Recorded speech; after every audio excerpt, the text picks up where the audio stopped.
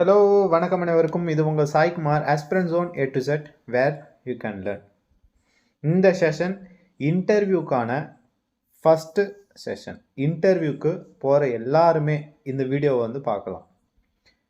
Not only இன்டர்வியூக்கு போகிறவங்க மட்டும் கிடையாது, படிக்கிற ஸ்டூடெண்ட்ஸு எல்லாருமே இந்த வீடியோவை பார்க்கணும். இதில் இருக்கக்கூடிய தகவல்களை தெரிஞ்சுக்கணும். ஏன்னா இதில் இருக்கக்கூடியது எல்லாமே பேசிக்ஸ். இது தெரிஞ்சுக்கிட்டிங்க அப்படின்னா எக்கனாமிக்ஸை ஈஸியாக அண்டர்ஸ்டாண்டிங் பண்ணிக்கலாம், ஈஸியாக ஒரு நியூஸ் பேப்பரை படிக்கலாம், ஈஸியாக நியூஸ் பேப்பரை அண்டர்ஸ்டாண்டிங் பண்ணிக்கலாம். நம்ம நியூஸ் பேப்பரில் மற்ற எல்லா பகுதிகளையும் கூட நாம் படிச்சிருவோம். ஆனால் நாம் ஸ்கிப்பு பண்ணக்கூடிய ஒரு பகுதி எது அப்படின்னு பார்த்தீங்கன்னா எக்கனாமிக்ஸ் எக்கனாமி அப்படின்னு சொல்லக்கூடிய அந்த நியூஸ் பேப்பரினுடைய பகுதி தான். ஆனால் இருக்கிறதுலே ரொம்ப முக்கியமான பகுதி அதுதான். ஸோ ஆஃப்டர் திஸ் செஷன் நீங்கள் வந்து எக்கனாமிக்ஸ் படிக்கக்கூடிய அந்த எக்கனாமிக்ஸ் நியூஸ் பேப்பர் படிக்கக்கூடிய விதம் மாறும் அப்படின்றதுல எந்த ஒரு மாற்று கருத்தும் கிடையாது. கிராண்ட்னா என்ன, சப்சிடினா என்ன, லேபர்னா என்ன, கேபிட்டல்னா என்ன, இந்த மாதிரியான விஷயங்கள் எல்லாம் இந்த செஷனில் நாம் டிஸ்கஷன் பண்ண போகிறோம். So very very important. இன்டர்வியூவில் ஒரு அப்ரோச் பண்ணுறதுக்கு இம்பார்ட்டண்ட்டான ஒரு session.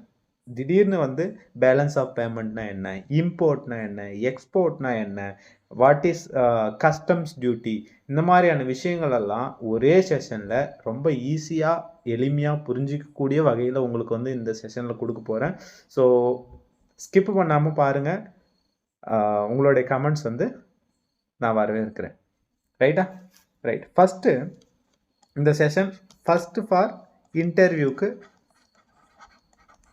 Not only for IBPS AFO, இது எல்லா இன்டர்வியூக்கும் பொதுவான ஒரு கான்செப்ட் தான். எக்கனாமிக்ஸை நாம் புரிஞ்சுக்க போகிறோம். பேசிக்காக எல்லோரும் பேங்கிங் அவேர்னஸ் படிச்சுக்கிட்டு இருப்பாங்க. எப்படி இருந்தாலும் பேங்கிங் அவேர்னஸ் மட்டும் கேட்க போகிறது கிடையாது. ஸோ இந்த பேசிக்ஸ்க்கு அப்புறம் நான் பேங்கிங் அவேர்னஸ் ஸ்டார்ட் பண்ணுறேன். ஏன்னா இதுதான் பேசிக்ஸ். நியூஸ் பேப்பரை நீங்கள் படிக்கணும், பட்ஜெட்டை நீங்கள் படிக்கணும். பட்ஜெட்டை படிக்கிறதுக்கு முன்னால் இதெல்லாம் படிச்சுட்டு போங்க. அடுத்த செஷனில் பட்ஜெட்டை பற்றி நான் உங்களுக்கு சொல்ல போகிறேன். பட்ஜெட்டை பற்றி சொன்னால் தான் பட்ஜெட் எப்படி உருவாக்குறோம், அதை எப்படி பார்லிமெண்ட்டில் எஸ்டாப்ளிஷ் பண்ணுறோம், இந்த மாதிரியான பேசிக்ஸ் எல்லாம் தெரிஞ்சுக்கிட்டு அப்புறம் இந்த 2 செஷனையும் சேர்த்து வச்சு நீங்கள் வந்து பட்ஜெட் பேப்பரை படிச்சிங்க அப்படின்னா சூப்பராக புரியும். எத்தனை வருஷம் ஆனாலும் இந்த கான்செப்ட் வந்து நிலைச்சி நிற்கும். அதில் எந்த ஒரு மாற்று கருத்தும் கிடையாது. ஸோ முக்கியமான செஷன் பாருங்கள். ரைட். ஃபஸ்ட்டு எடுத்தோடனே ஃபஸ்ட்டு டாபிக் அன்எம்ப்ளாய்மெண்ட். அன்எம்ப்ளாய்மெண்ட்னா என்ன அப்படின்னு பார்த்தீங்கன்னா வேலையின்மை அப்படின்னு சொல்கிறோம். ஃபஸ்ட்டு இந்த செஷனில் நான் உங்களுக்கு டிக்டேட் பண்ணிடுறேன். டிக்டேட் பண்ணதை நீங்கள் எழுதி வச்சுக்கோங்க. எழுதி வச்சுட்டு நான் உங்களுக்கு கடைசியாக அதுக்கான மீனிங் சொல்கிறேன். ஃபஸ்ட்டு அன்எம்ப்ளாய்மெண்ட் கீழே எழுதிக்கோங்க. வில்லிங்னஸ்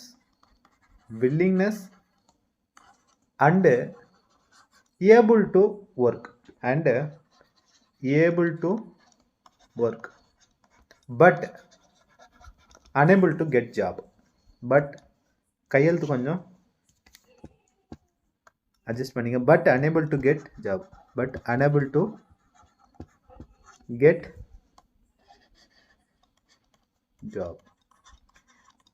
இதை தான் அன்எம்ப்ளாய்மெண்ட் அப்படின்னு சொல்லுவோம். சார் அன்எம்ப்ளாய்மெண்ட்னால எக்கனாமியில் என்ன ப்ராப்ளம் வருது அப்படின்னு பார்த்தீங்கன்னா, அன்எம்ப்ளாய்மெண்ட்னா என்னச்சு, எனக்கு வந்து வேலை செய்யறதுக்கு விருப்பம் இருக்குது, எனக்கு எபிலிட்டி இருக்குது, ஆனால் எனக்கு ஒரு வேலை கிடைக்கவில்லை. அது நிறைய டைப்ஸ் இருக்குது. சீசனல் இருக்குது, படித்தவங்களுக்கான ஒரு அன்எம்ப்ளாய்மெண்ட் இருக்குது. So different types of unemployment இருக்குது. ஸோ பேசிக்காக மட்டும் தெரிஞ்சுக்கோங்க. அன்எம்ப்ளாய்மெண்ட்னா இதுதான், எனக்கு வில்லிங்னஸ் இருக்குது, எபிலிட்டி இருக்குது, பட் எனக்கு ஒரு வேலை கிடைக்கவில்லை. கிட்டத்தட்ட இந்தியாவில் பார்த்தீங்கன்னா 10% மேலே போயிடுச்சு. ரீசெண்டாக ஒரு டேட்டாவில் என்ன சொல்லுதுன்னா 100ல் 10 பேர் வந்து வேலை இல்லாமல் இருக்கிறார்கள் அப்படின்னு வந்து டேட்டா சொல்லுது. ஸோ அன்எம்ப்ளாய்மெண்ட் என்ன பண்ணும் அப்படின்னு பார்த்தீங்கன்னா, அன்எம்ப்ளாய்மெண்ட் பேசிக்காக ஒரு அன்எம்ப்ளாய்மெண்ட் இருக்குது அப்படின்னா அந்த இடத்துல வேலை இல்லை. வேலை இல்லைன்னா என்ன இருக்காது, no income. Unemployment means no income. No income means no purchasing power. No purchasing power means no demand. If there is no demand, if there is no demand, there won't be no supply. There won't be no supply. If there is no supply, if there is no supply, there won't be no manufacturing. No manufacturing. பாருங்க, ஒரு அன்எம்ப்ளாய்மெண்ட்லேருந்து தான் ஆரம்பிக்குது. ஆனால் ஒரு economy இது எப்படி பாதிக்குது அப்படின்றத தான் இந்த சைக்கிள் காட்டுது.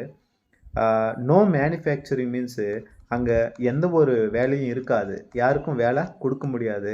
ஸோ வேலை யாருக்கும் கொடுக்க முடியல அப்படின்னா அது அன்எம்ப்ளாய்டாக இருக்கும். கரெக்டாக?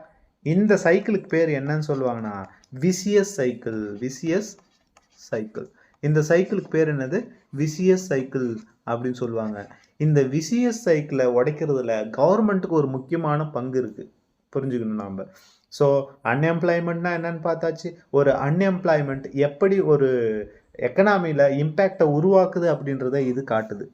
ஓகேவா? ஒரு அன்எம்ப்ளாய்மெண்ட் இருக்குது அப்படின்னா அங்கே எந்த ஒரு இன்கமும் வராது. இன்கம் இல்லைன்னா அவங்களால எந்த ஒரு பர்ச்சேஸும் பண்ண முடியாது.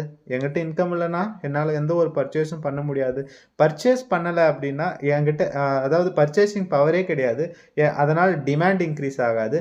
டிமாண்ட் இன்க்ரீஸ் ஆகலைன்னா சப்ளையும் இருக்காது. சப்ளை இல்லைன்னா மேனுஃபேக்சரிங் இருக்காது. மேனுஃபேக்சரிங் இல்லைன்னா எந்த ஒரு ஜாபும் கிரியேட் பண்ண முடியாது. அதனால் அன்எம்ப்ளாய்மெண்ட் இன்க்ரீஸ் ஆகிட்டே தான் போகும். இந்த சைக்கிளை நான் உடைக்கணும். இந்த சைக்கிளை நான் உடைச்சேன்னா இதில் எந்த இடத்துலனாலையும் உடைக்கலாம். அன்எம்ப்ளாய்மெண்ட் இருக்கா, நான் எம்ப்ளாய்மெண்ட் கொடுக்கலாம். கவர்மெண்ட் வந்து ஒரு எம்ப்ளாய்மெண்ட் கொடுக்கலாம். மக்களுக்கு வந்து இன்கம் இல்லையா, கவர்மெண்ட் வந்து இன்கம்மை உருவாக்கி கொடுக்கலாம். சாரி. பர்ச்சேசிங் பவர் இல்லையா, மக்களுக்கான பர்ச்சேசிங் பவரை இன்க்ரீஸ் பண்ணலாம். ஸோ கவர்மெண்ட் இந்த சைக்கிளை உடைக்கணும். அப்படி உடைச்சா அங்கே விர்ச்சுவஸ் சைக்கிள் உருவாகும். அதை தான் நாம் அடுத்த ஸ்லைடில் பார்க்க போகிறோம். அன்எம்ப்ளாய்மெண்ட். அந்த அன்எம்ப்ளாய்மெண்ட்டை நான் உடைக்கணும். அன்எம்ப்ளாய்மெண்ட்டை நான் உடைக்கணும் அப்படின்னா எம்ப்ளாய்மெண்ட் கொடுக்கலாம். ஓகேவா? அன்எம்ப்ளாய்மெண்ட்டுக்கு எம்ப்ளாய்மெண்ட் கொடுக்கலாம். அப்படி எம்ப்ளாய்மெண்ட் கொடுக்கும்போது இன்கம் வரும். இன்கம் வரும்போது பர்ச்சேசிங் பவர் இன்க்ரீஸ் ஆகும். Purchasing power increases. When purchasing power increases, demand also increases. Demand also increases. When demand increases, supply also increases. இந்த வார்த்தைகளுக்கெல்லாம் அர்த்தம் புரியுதுன்னு நினைக்கிறேன். டவுட் இருக்குது அப்படின்னா என்கிட்ட டைரெக்டாக நீங்கள் டெலிகிராம் சேனலில் கேட்கலாம். When supply increases, manufacturing also increases. Manufacturing also increases. When manufacturing increases, job also increases and employment also increases. ஓகேவா பாஸ்? இது ஏன் தேவை அப்படின்னு பார்த்தீங்கன்னா, இதை வச்சு நீங்கள் இன்டர்வியூவில் திங்க் பண்ண முடியும் அப்படின்ற. சரியா? இது வந்து common for every sector. Agriculture செக்டருக்கு நம்ம எடுத்துக்கிறோம். அக்ரிகல்ச்சரில் நான் எம்ப்ளாய்மெண்ட்டை இன்க்ரீஸ் பண்ணும்போது, ஒரு ஃபார்மர் இருக்கார், ஒரு ஃபார்மருக்கான எம்ப்ளாய்மெண்ட் இன்க்ரீஸ் பண்ணும்போது ஆட்டோமேட்டிக்காக அவருக்கு வரக்கூடிய இன்கம் இன்க்ரீஸ் ஆகும். இந்த கொஷின் எப்படி கேட்கலாம் அப்படின்னா, how will you improve the life style of the farmers அப்படின்னு கேட்குறாங்க அப்படின்னா டைரெக்டாக இந்த ஆன்சர் சொல்லிட்டு போயிட்டே இருக்கலாம். கரெக்டாக? ஸோ எக்கனாமியில் ஃபார்மர்ஸோட கான்ட்ரிபியூஷன் இருக்குன்னா இதெல்லாம் பண்ணலாம் சார் அப்படின்னு சொன்னீங்கன்னா மிகச்சிறந்த ஆன்சராக இருக்குன்றது எந்த ஒரு மாற்று கருத்தும் கிடையாது. ஸோ இதை தெரிஞ்சுக்கோங்க, எப்படி நாம் அப்ளை பண்ணுறோம் அப்படின்றது தான். ரைட்டா? இந்த சைக்கிளுக்கு பேர் என்ன அப்படின்னு பார்த்தா விர்ச்சுவஸ் சைக்கிள். Virtuous cycle. முன்ன சொன்னது விசியஸ் சைக்கிள், இது விர்ச்சுவஸ் சைக்கிள். இதுக்கு பேர் என்னன்னு சொல்லுவோம்? விர்ச்சுவஸ் சைக்கிள் அப்படின்னு சொல்லுவோம். ஸோ இவ்வளோ தான். Virtuous cycle is always positive. Vicious cycle is always negative. Always negative. இதை வந்து மேலே எழுதி வச்சுக்கோங்க. ஸோ அன்எம்ப்ளாய்மெண்ட்டுக்கான கான்செப்ட் முடிஞ்சது. ஓகேவா? Okay. Often we see in newspaper unorganized sector. What is organized sector? What is unorganized sector? Unorganized sector அப்படின்னு நமக்கு தெரியாது. பாருங்கள், ஆல்ரெடி நீங்கள் படித்தவங்க, அதாவது இந்த மாதிரியான கான்செப்ட்ஸ் எல்லாம் நான் படிச்சிருக்கேன் அப்படின்னா எந்த ஒரு பிரச்சனையுமே கிடையாது. உங்களுக்கு இதுக்கான மீனிங் தெரியும். But after completion of my graduation, சரியா, கிராஜுவேஷன் முடிச்சுட்டு நான் ஃபஸ்ட்டு கான்செப்ட் எடுத்து படிக்கும்பொழுது எனக்கு இங்கிலீஷ் தெரியாது. முதல் விஷயம், எனக்கு இங்கிலீஷே தெரியாது. அப்போது ஆர்கனைஸ்னா என்ன, அன்ஆர்கனைஸ்னா என்ன, ஈவன் சப்சிடினா என்ன எனக்கு தெரியாது. ஸோ இன்னொருத்தர் டீச் பண்ணுறாங்க அப்படின்னா அது வந்து அண்டர்ஸ்டாண்டிங்காக இருக்கும், ஈஸியாக நம்மளால் கான்செப்டை வந்து மேலே மேலே எடுத்துகிட்டு போக முடியும். ஸோ தெரியாத இருக்கிறவங்க இப்போ தான் நான் ஃப்ரெஷ்ஷாக ஸ்டார்ட் பண்ணுறேன் அப்படின்னா உங்களுக்கு கண்டிப்பாக இது யூஸ்ஃபுல்லாக இருக்கும். ஓகேவா? ஸோ நல்ல அழகாக நோட்ஸ் எடுத்து வச்சுக்கோங்க. ஆர்கனைஸ் செக்டார் நியூஸ் பேப்பரில் எங்கே ஒரு இடத்துலையும் ஆர்கனைஸ் செக்டார் அப்படின்னு பார்க்குறீங்கன்னா இதுதான் அதுக்கு மீனிங் அப்படின்னு தெரிஞ்சுக்கோங்க. ஸோ ஃபஸ்ட்டு டிக்டேட் பண்ணிடுறேன். Organised means organise sector means regulated, they are regulated sector, they are regulated by the government அல்லது ப்ரைவேட்டு, ஆனால் ரெகுலேட்டடாக இருக்கும். There will be a fixed salary, there will be a fixed salary, there will be a fixed salary, there will be a fixed salary, there will be a provident fund. PF means provident fund, provident fund, provident fund. Provident ஃபண்டுனா என்ன அப்படின்னா யாராவது எம்ப்ளாய்மெண்ட்டாக இருந்தீங்கன்னா ESI பிஎஃப்னு ஒன்று பிடிப்பாங்க. So அதுதான் provident fund, பேசிக்காக தெரிஞ்சு வச்சுக்கோங்க. Social security benefits, social security benefits, social security benefits அப்படின்னா பென்ஷனு அல்லது நீங்கள் சேவிங்ஸ் பண்ணும்போது இன்க்ரீஸ்டு ரேட் ஆஃப் இன்ட்ரெஸ்ட்டு, இதெல்லாம் சோசியல் செக்யூரிட்டி பெனிஃபிட்ஸு. இது எல்லாமே அவைலபிளாக இருக்கும் யாருக்கு, இந்த ஆர்கனைஸ் செக்டார்ஸு. அப்போது ஆர்கனைஸ் செக்டார்னா என்ன, any institute which constitutes more than 10 people, more than 10 people plus electricity இருக்குது அப்படின்னா அதை ஆர்கனைஸ்டு செக்டார்னு சொல்லுவோம். More than 10 people plus electricity, plus electricity இல்லது அல்லது மோரார்லெஸ்ஸு, அதாவது ஈக்குவல்ட்டு, இங்கேயும் ஈக்குவல்ட்டு போட்டுக்கோங்க. 10 R more than 10 people plus electricity or 20 people without electricity means they are called as organized sector. புரிஞ்சுதா? ஏதாவது ஒரு ரூல்ஸ் அண்ட் ரெகுலேஷனால் மெயின்டைன் பண்ணப்படணும். என்ன எக்ஸாம்பிள் பேங்கிங்கே எடுத்துக்கோங்க. Bank, there will be a set of rules and regulation that is regulated.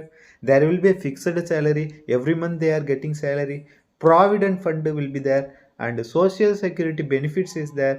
So more than 10 people with electricity bank, more than 20 people without electricity also can be coming under, classified under organized sector.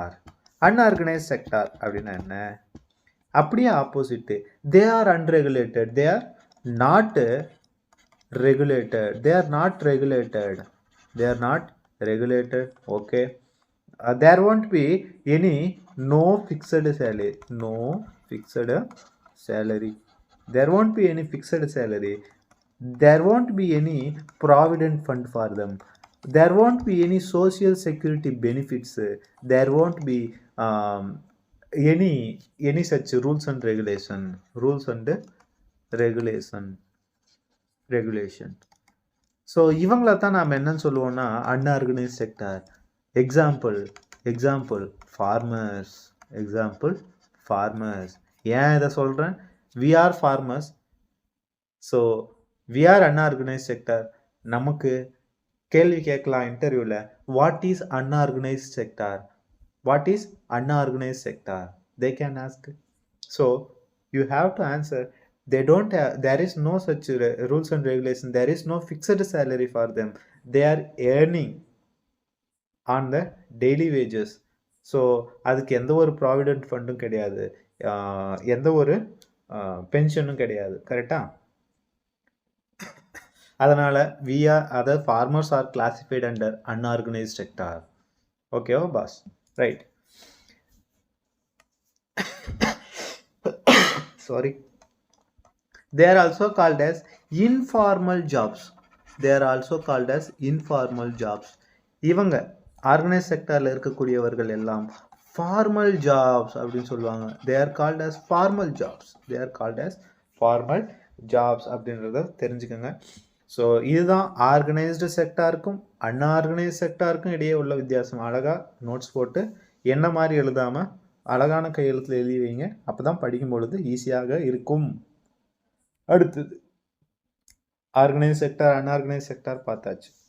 சில சமயம் labour intensive அப்படின்ற வார்த்தையை படிப்போம். Labour அப்படின்னா human force, work பண்ணுறவங்க, அடுத்தது கூலிக்காகவோ வேஜஸ்க்காகவோ சம்பளத்துக்காகவோ work செய்கிறவர்கள் தான் லேபர் அப்படின்னு சொல்லுவாங்க. லேபர் இன்டென்சிவ் அப்படின்னா என்ன பார்ப்போமா? லேபர் இன்டென்சிவ் இன்னொரு விஷயம், நோட்டுன்னு போட்டு ஏதாவது ஒரு மூலையில் நோட்டுன்னு போட்டு எழுதி வச்சுக்கோங்க. Note in India, in India 80 to 85% of jobs are unorganized sector, or jobs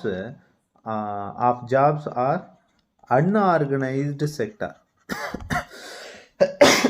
Basically India is a அதாவது 46% of people dependent on the agriculture, but contribution to the agriculture is less than 20%. 20% குறைவாக தான் GDP contribution இருக்குது. ஆனால் most of the people depend on the agriculture in India. ஒரு பேத்தட்டிக்கான ஒரு condition, இது ஒரு பேத்தட்டிக்கான கண்டிஷன். 40லிருந்து அதாவது கிட்டத்தட்ட 50% மக்கள் விவசாயத்தையே சார்ந்திருக்கிறார்கள். ஆனால் அந்த விவசாயத்திலிருந்து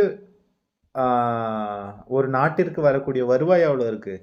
வெறும் 16, 17, 18 இந்த ரேஞ்சில் தான் இருக்குது. ஸோ இது குறையணும். கரெக்டாக இனிஷியலாக நான் 1950 சைடெல்லாம் பார்த்தோம் அப்படின்னா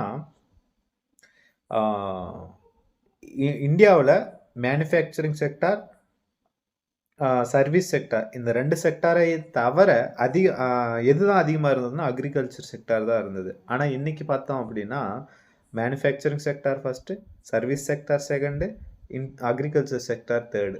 இந்த மாதிரி தான் கான்ட்ரிபியூஷன் இருக்குது. இருக்கிறதுலே செக்டார்ஸ் எத்தனை இது எழுதியாச்சா? நோட்ஸ் எழுதியாச்சு. There are three sectors. There are 3 important sectors. மூணு செக்டார் தான். 3 செக்டார் தான் நீங்கள் பட்ஜெட்டில் படிப்பீங்க. மேனுஃபேக்சரிங் செக்டார், ரெண்டாவது சர்வீஸ் செக்டார்,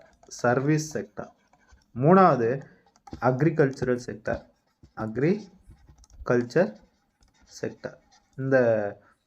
இந்த செஷனை பற்றிய கமெண்ட்டு நான் வரவேற்கிறேன். நீங்கள் பார்த்து முடிச்சுட்டு உங்களுக்கு பிடிச்சிருந்தா லைக்கை போட்டு விடுங்க. ஓகேவா? மேனுஃபேக்சரிங் செக்டார் அப்படின்னா என்ன? ஃபார் த எக்ஸாம்பிள், ஒரு காருக்கு நெட்டு போல்ட் உருவாக்குறோம், அது மேனுஃபேக்சரிங் செக்டார். சர்வீஸ் செக்டார்னா என்ன? ஒரு டீச்சர் இருக்காங்க, டீச் பண்ணுறாங்க. பேங்க் இருக்குது, பேங்க் என்ன பண்ணுது? ஒரு சர்வீஸை ப்ரொவைட் பண்ணுது. டாக்டர் இருக்காங்க, அவங்க ஒரு சர்வீஸ் ப்ரொவைட் பண்ணுறாங்க. இது சர்வீஸ் செக்டார். மேனுஃபேக்சரிங் செக்டாரில் மோஸ்ட்லி கம்பெனிஸ் வரும். சர்வீஸ் செக்டாரில் மோஸ்ட்லி இந்த ப்ரொஃபஷ்னல்ஸ் வருவாங்க. அக்ரிகல்ச்சர் செக்டார்னும் பொழுது ஃபார்மர்ஸ் வருவாங்க. There are 3 major sectors in India. இதை வச்சு தான் நம்ம ஒரு ஜிடிபியை 3ஆக பிரிப்பாங்க. அக்ரிகல்ச்சர் செக்டாருக்கு எவ்வளோ, சர்வீஸ் செக்டாருக்கு எவ்வளோ, மேனுஃபேக்சரிங் செக்டாருக்கு எவ்வளோ, ஜிடிபியில் எவ்வளோ வருது அப்படின்னு சொல்லுவாங்க. ஜிடிபினா என்ன, ஜிஎன்பினா என்ன, இதெல்லாம் பார்த்தீங்கன்னா இன்டெப்த்தான கான்செப்ட்ஸு. நாம் நெக்ஸ்ட்டு இந்த பேங்கிங் அவேர்னஸ் எல்லாம் முடிச்சுட்டு வேணும்னா அதை பற்றி நம்ம டிஸ்கஷன் பண்ணலாம். அது லாஸ்ட்டாக வரக்கூடியது.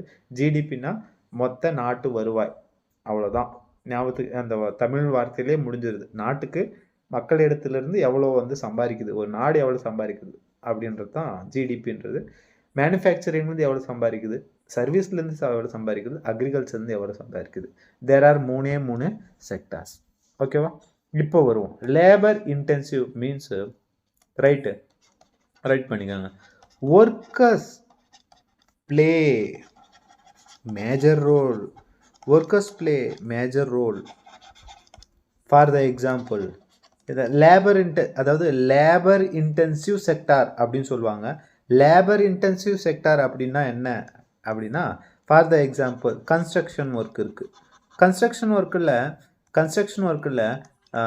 என்கிட்ட இருக்கக்கூடிய பணத்தை விட முக்கியமானது மக்கள் எனக்கு தேவை. மக்களால் தான் ஒரு கட்டிடம் கட்டப்படும். For the construction work. For the example tea பிளான்டேஷனில் பார்த்தீங்கன்னா மிஷினை வச்சு நம்ம அறுவடை செய்கிறதில்ல, மக்களை வச்சு அறுவடை செய்கிறோம். Agriculture, most importantly, agriculture is a labor intensive sector. Agriculture is a labor intensive sector. So agriculture is a labor intensive sector. Okay va? But there are another one type, that is capital intensive sector. Capital intensive sector. Capital intensive sector means money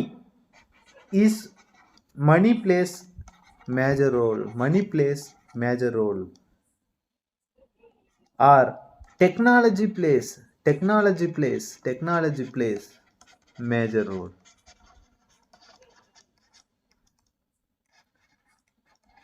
With example, for example, artificial intelligence, robotics, rocket, இது மாதிரி சொல்லிட்டே போகலாம். இதிலெல்லாம் அதிக அளவிலான மக்கள் தேவைப்படுவதில்லை, ஆனால் அதிக அளவிலான பணம் தேவைப்படுகிறது. Capital intensive. கேபிட்டல் மீன்ஸ் மூலதனம்.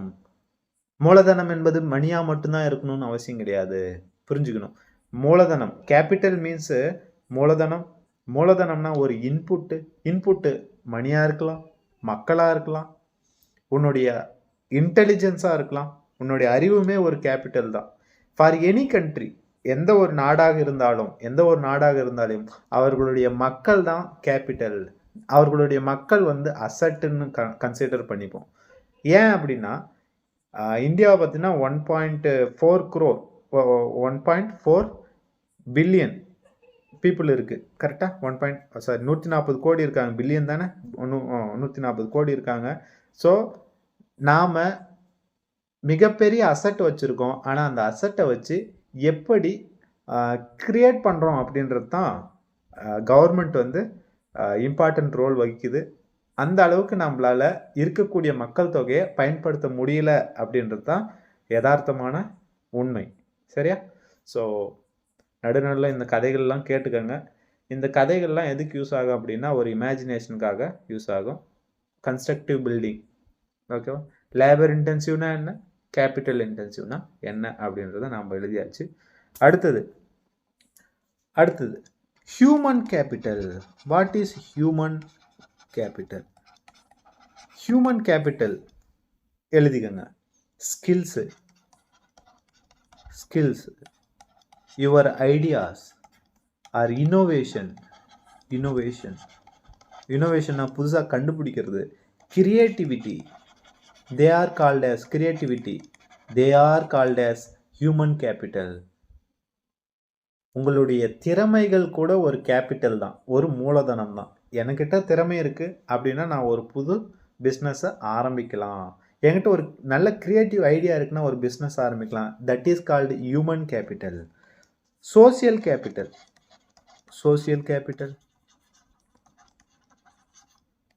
What is social capital? Peace, அமைதி, ஹார்மோனி. ஹார்மோனினா ஒரு நல்லிணக்கம் அப்படின்னு சொல்லலாம். ஹார்மோனினா நல்லிணக்கம். நம்மளாம் தமிழில் தானே பேசுகிறோம், அதனால் சில இடங்களில் நாம் தமிழ் தெரிந்து வைத்துக்கொள்வது தவறில்லை. நீங்கள் எழுதி வச்சுக்கோங்க, ஓகேவா? எழுதி கூட வச்சுக்கலாம். தமிழ் எழுதி படிக்கிறது ரொம்ப அருமையான ஒரு விஷயம். உங்களுடைய தாய்மொழியில் எழுதி படிச்சிங்க அப்படின்னா என்றைக்குமே மறக்காது. ஒரு கான்செப்ட் எடுத்துட்டோம் அப்படின்னா நம்மளுடைய தாய்மொழிக்கு என்றைக்கு நாம் கன்வெர்ட் பண்ணுறோமோ அன்றைக்கி கான்செப்ட் உள்ளே போய் அங்கங்கே பதிஞ்சிடும். நீங்கள் சூப்பராக எல்லாத்துக்குமே ஆன்சர் பண்ணலாம். ஸோ இது வரைக்கும் நாம் பார்த்தாச்சு, ரைட்டா? சில சமயம் என்ன ஆகுனா, நான் ரெக்கார்டை ஆன் பண்ணியிருக்க மாட்டேன், நான் பாட்டுக்கு பேசிக்கிட்டு இருப்பேன். கடைசியில் பார்த்தா அந்த அரை மணி நேரம் மறுபடியும் ஃபஸ்ட்லேருந்து ஆரம்பிக்கிற மாதிரி இருக்கும். சரி, ரைட். எம்ப்ளாய்மெண்ட் விஷயங்கள் நாம் பார்த்தாச்சு. ரெண்டாவது, இப்போ எம்ப்ளாய்மெண்ட்டு முடிஞ்சது. ரெண்டாவது பாவர்ட்டிக்கு வருவோம். இதெல்லாம் முடிஞ்ச பின்னால தான் இதெல்லாம் பேசிக்ஸ், ஓகேவா? இந்த பேசிக்ஸ் எல்லாம் படித்த பிறகு தான் ரொம்ப இம்பார்ட்டண்ட்டான கான்செப்ட் வரப்போகுது. கிட்டத்தட்ட இந்த வீடியோ 2.5 மணி நேரத்துக்கு பக்கத்தில் எடுப்பேன் அப்படின்னு நினைக்கிறேன். ஸோ வாட்ச் பண்ணுங்கள். ஒரே செஷன் விடாமல் முடிக்கிறதுக்கு முயற்சி செய்ய போகிறேன், right? Poverty means unable to access unable to access உணவு, உடுத்த உடை, இருக்க இருப்பிடம், அதுதான் வந்து பாவர்ட்டி அப்படின்னு சொல்கிறோம். ஓகேவா? Poverty means unable to access food, clothing, shelter. That is called poverty. That is called poverty. When there is no ஒரு வேளை பாவர்ட்டி இருக்குது அப்படின்னா ஆட்டோமேட்டிக்காக என்ன ஆகிடுனா ரிடக்ஷன் இன் எஜுகேஷன். ஒரு பாவர்ட்டி வருது அப்படின்னா there will be a reduction in education, there will be a reduction in health, there will be a reduction in drinking water, there will be a reduction in political ideas, political interventions. உங்களால் வந்து ஒரு பொலிட்டிக்கலாக வந்து think பண்ண முடியாது, education கிடையாது, health கிடையாது, drinking water கிடையாது, உங்களுடைய டிக்னிட்டினா சுயமரியாதை, இந்த சொசைட்டியில் உங்களுடைய சுயமரியாதை குறையும். இது என்ன ஆகும்னா விசியஸ் சைக்கிளை உருவாக்கும். ஆல்ரெடி நம்ம என்ன படித்தோம், விர்ச்சுவஸ் சைக்கிள்னா ஒரு பாசிட்டிவான சைக்கிள், விசியஸ் சைக்கிள்னா ஒரு நெகட்டிவான சைக்கிள். இந்த டெர்மினாலஜிஸ் எல்லாம் நீங்கள் யூஸ் பண்ணீங்க அப்படின்னா இன்டர்வியூவில் அள்ளி மார்க்கு கொடுத்துருவாங்க. மோஸ்ட்லி இன்டர்வியூன்றது வந்து நாலேஜ் பர்பஸ் கிடையாது, ஆனால் உங்களுடைய அனலைட்டிக்கல் எபிலிட்டி, உங்களுடைய way of handling at the time of interview is matters. ரைட்ஸா? இந்த மாதிரியான வார்த்தைகள்லாம் யூஸ் பண்ணும்போது okay he can manage the situation அப்படின்றத சொல்லுவாங்க, நினைப்பாங்க. ஓகேவா? பாவர்ட்டி விசியஸ் சைக்கிளை உருவாக்கு. ரைட். மூணாவது அடுத்த டாபிக் போயிடுவோமா? இவ்வளோதான். பாவர்ட்டியில் நம்ம தெரிஞ்சுக்க வேண்டியது இவ்வளோதான். பெரிய கான்செப்ட்டுங்கள்லாம் நான் வந்து மூணு வாரத்தில் முடிச்சு கொடுக்குறேன். State, there are 2 types of state. One is police state, another one is welfare state. India is a welfare state. Okay va? What is police state? Police state means there will be laws and regulations will be there. Rules and regulation மட்டும்தான் இருக்கும்.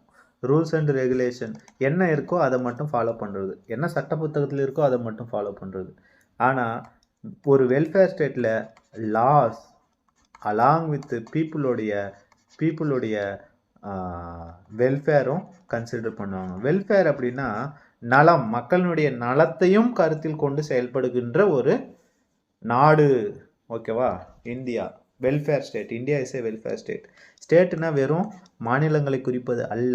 State என்பது ஒரு நாட்டை குறிக்கிறது, இந்தியாவை குறிக்குது. ஆக்சுவலாக இந்த இடத்துல ஸ்டேட் அப்படின்னா இந்தியாவை குறிக்கிறது. போலீஸ் ஸ்டேட்டா வெல்ஃபேர் ஸ்டேட்டா? India is a welfare state. இதெல்லாம் நான் ஏன் சார் படிக்கணும்? இதெல்லாம் பேசிக்ஸ், இதெல்லாம் தெரிஞ்சுக்கிட்டு போங்க. அருமையாக இருக்கும். நாம் படிச்சிருக்கோம் அப்படின்ற மன திருப்தி இருக்கும். ஓகேவா? இதெல்லாம் தெரிஞ்சுக்கணும். பேசிக்காக நாம் தெரிஞ்சுக்க வேண்டிய விஷயங்கள். இந்தியா இஸ் ஏ அப்படியே ஒரு பாயிண்ட்டை போட்டு India is a welfare state. India is a welfare state.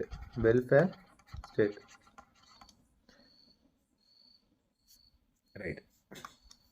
அடுத்தது இதுக்கப்புறம் வரக்கூடிய செஷன் தான் இம்பார்ட்டன்ட். இது வரைக்கும் படித்ததெல்லாம் பார்த்தீங்கன்னா ஒரு ஜென்ரலான கான்செப்ட்ஸ், அதுக்கும் நமக்கும் சம்மந்தம் இல்லாத மாதிரி இருந்திருக்கும், பேங்கிங்க்கு அதுக்கு சம்மந்தம் இல்லாத மாதிரி இருந்திருக்கும். ஆனால் நியூஸ் பேப்பர் எடுத்து படிக்கும்போது அதெல்லாம் தேவை. அடுத்து சப்சிடிஸ். வாட் இஸ் சப்சிடியிலேருந்து தான் கான்செப்ட்ஸு பில்ட் ஆகிட்டு போகுது. சப்சிடிஸ் ரைட் பண்ணிக்கோங்க அப்படியே. Subsidies means on behalf of people, government will provide assistance. In the form of money or kindனா என்ன அண்டர்லைன் பண்ணிக்கோங்க. kind means for the example, government is providing laptop to the 12th students, cycle is providing, PDS system, public distribution system, all are kind. They are also subsidy only. ரைட்டா? மணியாக கொடுக்கலாம், இல்லை கைண்டாக கொடுக்கலாம். மணியாக கொடுக்கலாம், இல்லை கைண்டாக கொடுக்கலாம். known as subsidies. They are known as subsidies. They are known as subsidies. Okay friends. Subsidies means subsidies ரெண்டு வகையாக பிரிக்கலாம்னு சொல்லியிருக்கோம். ஒன்று வந்து direct subsidy, direct subsidy, direct subsidy. Another one is indirect subsidy, indirect subsidy. For the example cycle. Direct சப்சிடியில் என்ன பண்ணுவாங்க அப்படின்னா government நேராகவே பணத்தை கொண்டு போய் மக்களுடைய கையில் கொடுத்துருவாங்க. அதுதான் டைரக்ட் சப்சிடி. இன்டைரக்ட் சப்சிடி அப்படின்னா டைரக்டாக கொடுக்க மாட்டாங்க, வேற ஒரு பொருள்களாக நேராக வேற ஒரு கம்பெனிக்கு அந்த பணத்தை செலுத்திடுவாங்க. அந்த கம்பெனி உங்களுக்கு தேவையான பொருளை வந்து கொடுக்கும். Cycle, laptop, television, they are indirect subsidies. Direct subsidy, for the example, Pradhan Mantri Jan Dhan Yojana, JDY, Jan Dhan Yojana, LPG gas, LPG சிலிண்டருக்கான சப்சிடி. புரியுதுன்னு நினைக்கிறேன். ஆவாஸ் யோஜனா, ஆவாஸ் யோஜனா தெரியுமில்ல, பிரதான் மந்திரி ஆவாஸ் யோஜனா, சாரி ஆவாஸ்னா வீடு, உஜ்வாலா யோஜனா, உஜ்வாலா யோஜனா, ஓகேவா, உஜ்வாலா யோஜனா. அந்த அந்த அந்த ஸ்கீமுக்கு கீழே வரக்கூடியது. இப்போது government, Tamil Nadu government is providing 1000 rupees for family, ஓகேவா. இது எல்லாமே direct subsidies. They are called as direct subsidies. வெறும் சப்சிடிஸ்ன்னு படிச்சுக்குவோம். ஆனால் இதில் இந்த சின்ன சின்ன விஷயங்கள், சின்ன சின்ன வேறுபாடுகளெல்லாம் படிக்கும் பொழுது இன்னும் உன்னுடைய நாலேஜ் வந்து மெருகேறுது அப்படின்றத தெரிஞ்சுக்கணும். ரைட்டா? ரைட். சப்சிடிஸ் முடிஞ்சது. அடுத்தது important fiscal policy. Fiscal policy அழகாக எழுதி வச்சுக்கோங்க. ரொம்ப சிம்பிளாக நாம் படிக்கிறோம். ஃபிஸ்கல் பாலிசின்றது ஒரு பெரிய கான்செப்ட். ஆனால் ஒரே ஒரு சின்ன விஷயம், சின்ன கொஞ்ச நேரத்தில் வந்து நாம் புரிஞ்சுக்கிறதுக்கான முயற்சியில் ஈடுபட போகிறோம். ஃபஸ்ட்டு ஃபிஸ்கல் பாலிசி ரைட் பண்ணிக்கோங்க. இட் டீல்ஸ் அபவுட்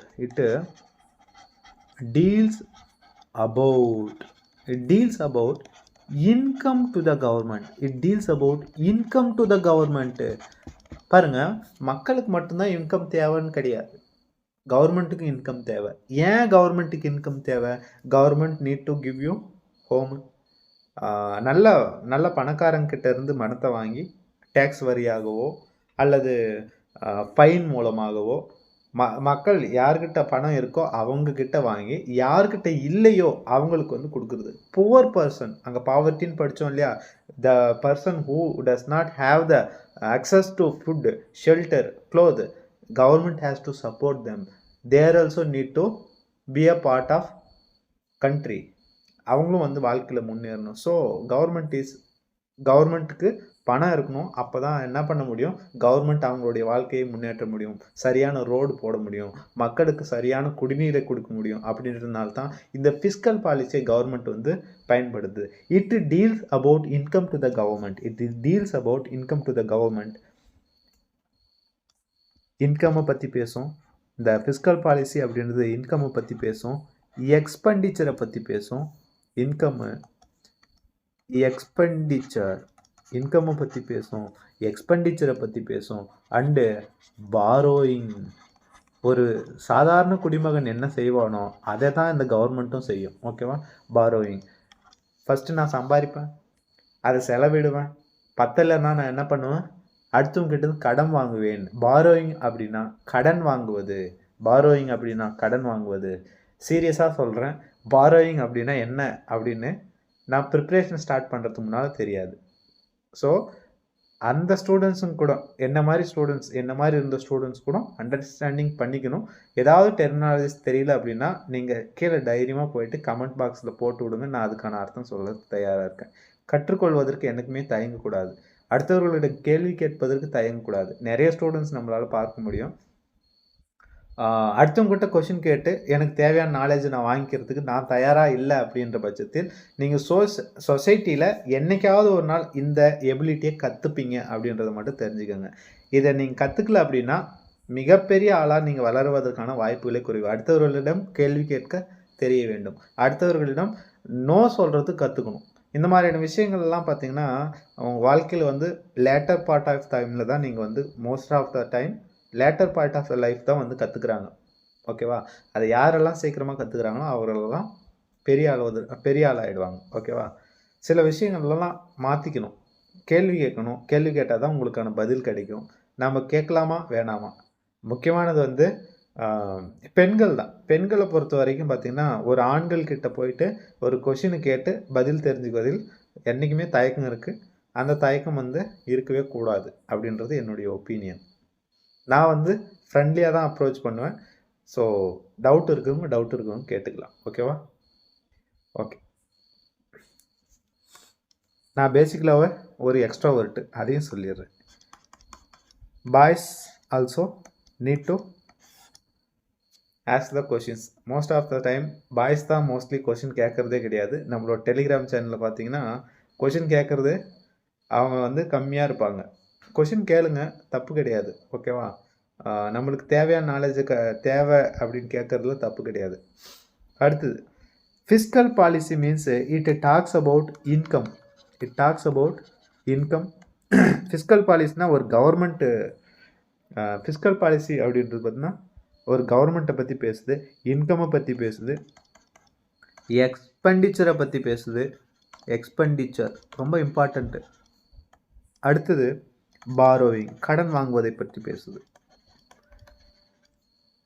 சரியா? இங்கே ரெண்டாவது பாயிண்ட்டு, இங்கே ஸ்பேஸ் இல்லாததுனால இங்கே எழுதுறேன், மேலே எழுதுறேன், அப்படி எழுதிக்கோங்க. Fiscal policy it deals about income of the government, expenditure and borrowing. It is done by Ministry of Finance. It is done by Ministry of Finance. Ministry of Finance இருக்கு இல்லையா, நிதித்துறை தான் இந்த ஃபிஸ்கல் பாலிசியை கிரியேட் பண்ணுறாங்க அப்படின்றது தெரிஞ்சுக்கோங்க. சரி, இந்த ஃபிஸ்கல் பாலிசியை எதன் வழியாக மக்களுக்கு கொண்டு சேர்க்கிறார்கள் அப்படின்னு பார்த்தீங்கன்னா பட்ஜெட். இவ்வளோ தூரம் நம்ம கத்தி சொன்னதுக்கான காரணம் என்னென்னா இதுதான். பட்ஜெட், ஒவ்வொரு பட்ஜெட்டுமே ஒரு ஃபிஸ்கல் பாலிசி தான். கவர்மெண்ட்டினுடைய பட்ஜெட் தான் ஃபிஸ்கல் பாலிசி அப்படின்றத புரிஞ்சுக்கோங்க. ஒரு பட்ஜெட் என்ன சொல்லுது? என்னுடைய இன்கம் எவ்வளோ, என்னுடைய எக்ஸ்பெண்டிச்சர் என்னவாக இருக்கும், நான் எவ்வளோ பாரோ பண்ண போகிறேன், இந்த மாதிரியான விஷயங்கள் எல்லாம் பட்ஜெட் சொல்லும். அந்த பட்ஜெட் தான் ஃபிஸ்கல் பாலிசி. ஓகேவா? அந்த பட்ஜெட் தான் ஃபிஸ்கல் பாலிசி. ஸோ பட்ஜெட் வழியாகத்தான் இந்த ஃபிஸ்கல் பாலிசியை கவர்மெண்ட் இம்ப்ளிமெண்ட் பண்ணுறாங்க அப்படின்றத தெரிஞ்சுக்கோங்க. சரியா? ரைட். ஏதாவது கான்செப்ட் புரியல அப்படின்னா டைரெக்டாக கேள்விகளை கேளுங்க. டேக்ஸ், ஒரு கண்ட்ரிக்கு ரெண்டு வகையில் இன்கம் வருது. சரியா? ஒரு கண்ட்ரிக்கு 2 வகையில் இன்கம் வருது. எப்படி அப்படின்னு பார்த்தோம்னா டேக்ஸு, நான் டேக்ஸு. ஒன்று டேக்ஸ் வழியாக வரலாம், இல்லைன்னா நான் டேக்ஸ் வழியாக வரலாம். இந்த விஷயங்கள்லாம் புரிஞ்சுக்கணும். ஒரு நாட்டுக்கு இன்கம் எதன் வழியாக வருது? ஒன்று டேக்ஸ் வழியாக வரலாம், இல்லை நான் டேக்ஸ் வழியாக வரலாம். அது என்ன sir tax? For the example GST, goods and service tax, income tax, customs duty. ஒரு நாடு வந்து இம்போர்ட் பண்ணாலும் எக்ஸ்போர்ட் பண்ணாலும் அடுத்த நாடுகளின் மீது ஒரு சில வரிகளை விதிக்கும். அதுதான் கஸ்டம்ஸ் டியூட்டி. அதெல்லாம் ஏன் அப்படின்றதெல்லாம் நாம் பின்னால் டிஸ்கஷன் பண்ணுறதுக்கான வாய்ப்பு கிடைச்சா பண்ணுவோம்.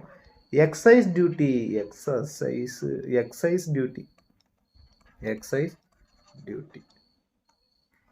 ரைட்டா? ரைட். இதெல்லாம் டேக்ஸ் இன்கமுக்கு சில எக்ஸாம்பிள்ஸ். அடுத்தது நான் டேக்ஸ் எக்ஸாம்பிள் என்ன அப்படின்னு பார்த்தீங்கன்னா ஃபைனு. ஃபார் த எக்ஸாம்பிள், நீங்கள் ஹெல்மெட் போடாமல் போயிடுறீங்க, நீங்கள் என்ன பண்ணணும்? நீங்கள் ஒரு ஃபைன் கட்டணும். ஃபீஸு, நீங்கள் ஒரு கவர்மெண்ட்டில் போய் ஒரு பட்டா வாங்குறீங்க, அதுக்கு நீங்கள் ஒரு ஃபீஸ் கட்டணும். ஒரு ஸ்டாம்ப் வாங்குறீங்க, அது ஒரு ஃபீஸ் கட்டணும். அது டேக்ஸபிளா? No, they are not tax, they are coming under non tax. புரிஞ்சுக்குதுன்னு நினைக்கிறேன். அடுத்தது it is income to the government. கரெக்டாக, நம்மக்கிட்ட இருந்து பணத்தை வாங்குகிறது. கவர்மெண்ட் வந்து வாங்குது, ஒரு சேவையை கொடுக்கறதுக்காக அது வாங்கிக்குது. யோசிக்க முடியுதான்னு பாருங்கள். இதெல்லாம் ஒரு கவர்மெண்ட்டுக்கு பணம் வேணும், மக்கள்கிட்ட இருந்து டேக்ஸ் வழியாக வாங்கலாம், இல்லை டேக்ஸ் இல்லாமல் வாங்கலாம். டேக்ஸ் இல்லாமல் வாங்குறது தான் இந்த ஃபைனு, ஃபீஸு, ஸ்டாம்ப்பு விற்கிறது, அப்புறம் sales of the government assets, sales of government assets. Asset means என்னுடைய சொத்து. அசட்னா என்னது? சொத்து. கவர்மெண்ட் தன்னுடைய சொத்துக்களை விற்கிறது. ஃபார் த எக்ஸாம்பிள், எல்ஐசியை வந்து ரீசெண்டாக என்ன சொன்னாங்க, எல்ஐசியினுடைய சில பங்குகளை கவர்மெண்ட் விற்கும் அப்படின்னு சொன்னாங்க. தே ஆர் நான் taxable income to the government. ஓகேவா? ஸோ சும்மா 2 எக்ஸாம்பிள் மட்டும் எழுதிக்கோங்க. இதெல்லாம் எதுக்கு அப்படின்னு பார்த்தீங்கன்னா, இதை எப்படி நீங்கள் correlating with the agriculture sector அப்படின்றது தான் பார்க்கணும். சரியா? ரைட். அடுத்தது எக்ஸ்பெண்டிச்சர். ஃபார் கவர்மெண்ட்டு எக்ஸ்பெண்டிச்சர் இருக்குது. எப்படியெல்லாம் செலவு பண்ணுறாங்கன்னு பாருங்கள். பென்ஷன் கொடுக்குறாங்க. யார் யாருக்கு கொடுக்குறாங்க? மக்களுக்கு கொடுக்குறாங்க. எக்ஸ் மிலிட்ரி பர்சன்ஸ் கொடுக்குறாங்க பென்ஷன் வழியாக. இது ஒரு எக்ஸ்பெண்டிச்சர். என் கையிலிருந்து, கவர்மெண்ட்டோட கையிலிருந்து பணம் போகிறது. ஓகேவா? Salaries to the employees. For the example, ஒரு அக்ரிகல்ச்சர் ஆஃபீஸர் இருக்காங்க அப்படின்னா கவர்மெண்ட் இஸ் பேயிங் சேலரி. ஓகேவா? மக்கள்கிட்ட இருந்து பணத்தை வாங்குறாங்க, அதை சேலரி வழியாக அடுத்தவர்களுக்கு கொடுத்துட்றாங்க. அதாவது அந்த ஏஓ ஆஃபீஸருக்கு கொடுக்குறாங்க, கலெக்டருக்கு கொடுக்குறாங்க, ஒரு டிஸ்ட்ரிக்ட் மாஜிஸ்ட்ரேட்டுக்கு கொடுக்குறாங்க அப்படின்னா எக்ஸ்பெண்டிச்சர் ஃபார் த கவர்மெண்ட்டு. அடுத்தது டிவிடெண்ட் ஃப்ரம் த டிஃபென்ஸுக்கு. ஒரு டிஃபென்ஸ் இருக்குது, அதில் நான் ஒரு கன் வாங்கணும், இல்லை AK-47 வாங்கணும். இதுக்கெல்லாம் பார்த்தீங்கன்னா டிஃபென்ஸ் அதுக்கெல்லாம் என்ன ஆகுது? எக்ஸ்பெண்டிச்சர் ஆகுது. கூடவே construction of school, college extra அது எக்ஸ்பெண்டிச்சர் டு த கவர்மெண்ட்டு அப்படின்றத தெரிஞ்சுக்கோங்க. ஸோ முடிஞ்சுதான். பாரோயிங்கில் 2 வகையில் பிரிச்சுக்கோங்க. உள்நாட்டில் இன்டர்னல் பாரோயிங், எக்ஸ்டர்னல் பாரோயிங் அப்படின்னு 2ஆக நான் பிரிக்கிறேன். ஓகேவா? இவ்வளோதான் ஃபிஸ்கல் பாலிசி. இதெல்லாம் பற்றி பேசுகிறது தான் ஃபிஸ்கல் பாலிசி அப்படின்றத புரிஞ்சுக்கோங்க. வாட் இஸ் ஃபிஸ்கல் பாலிசி அப்படின்னு கேட்டாங்கன்னா இந்த விஷயங்களை வந்து சொல்ல தெரியணும். It is done by the finance ministry. It talks about income, expenditure and borrowing. Income through the taxable and non-taxable. Expenditure for the government is through the pension, salary, defense, navy, construction of schools. இதெல்லாம் expenditure. Then borrowing can be divided into 2 parts, internal and external. அப்படின்றத தெரிஞ்சுக்கோங்க. ரைட்டா? Fiscal பாலிசியை நாம் முடிச்சாச்சு. Fiscal பாலிசியில் இன்னும் சில இம்பார்ட்டண்ட்டான ஒரு பாயிண்ட் என்ன அப்படின்னு பார்த்தீங்கன்னா, ஆல்வேஸ் ஃபார் கவர்மெண்ட்டு இன்கமும் எக்ஸ்பெண்டிச்சரும் சமமாக இருக்கணும்.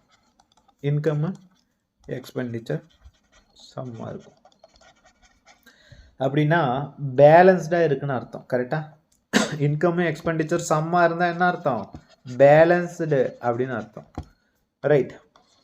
ஃபார் த எக்ஸாம்பிள், சர்ப்ளஸ் அப்படின்னா என்ன? நீங்கள் நியூஸ் பேப்பரில் எங்கே சர்ப்ளஸ்ன்னு படித்தாலும் surplus means income is greater than expenditure அப்படின்னு எழுதி வைங்க. டெபிசிட்டு அப்படின்ற எந்த ஒரு வார்த்தையை படித்தாலும் income is less than the expenditure. That means expenditure is higher than the income அப்படின்னு படிக்கணும். ஓகேவா? Deficit means gap are less அப்படின்னு சொல்லலாம்.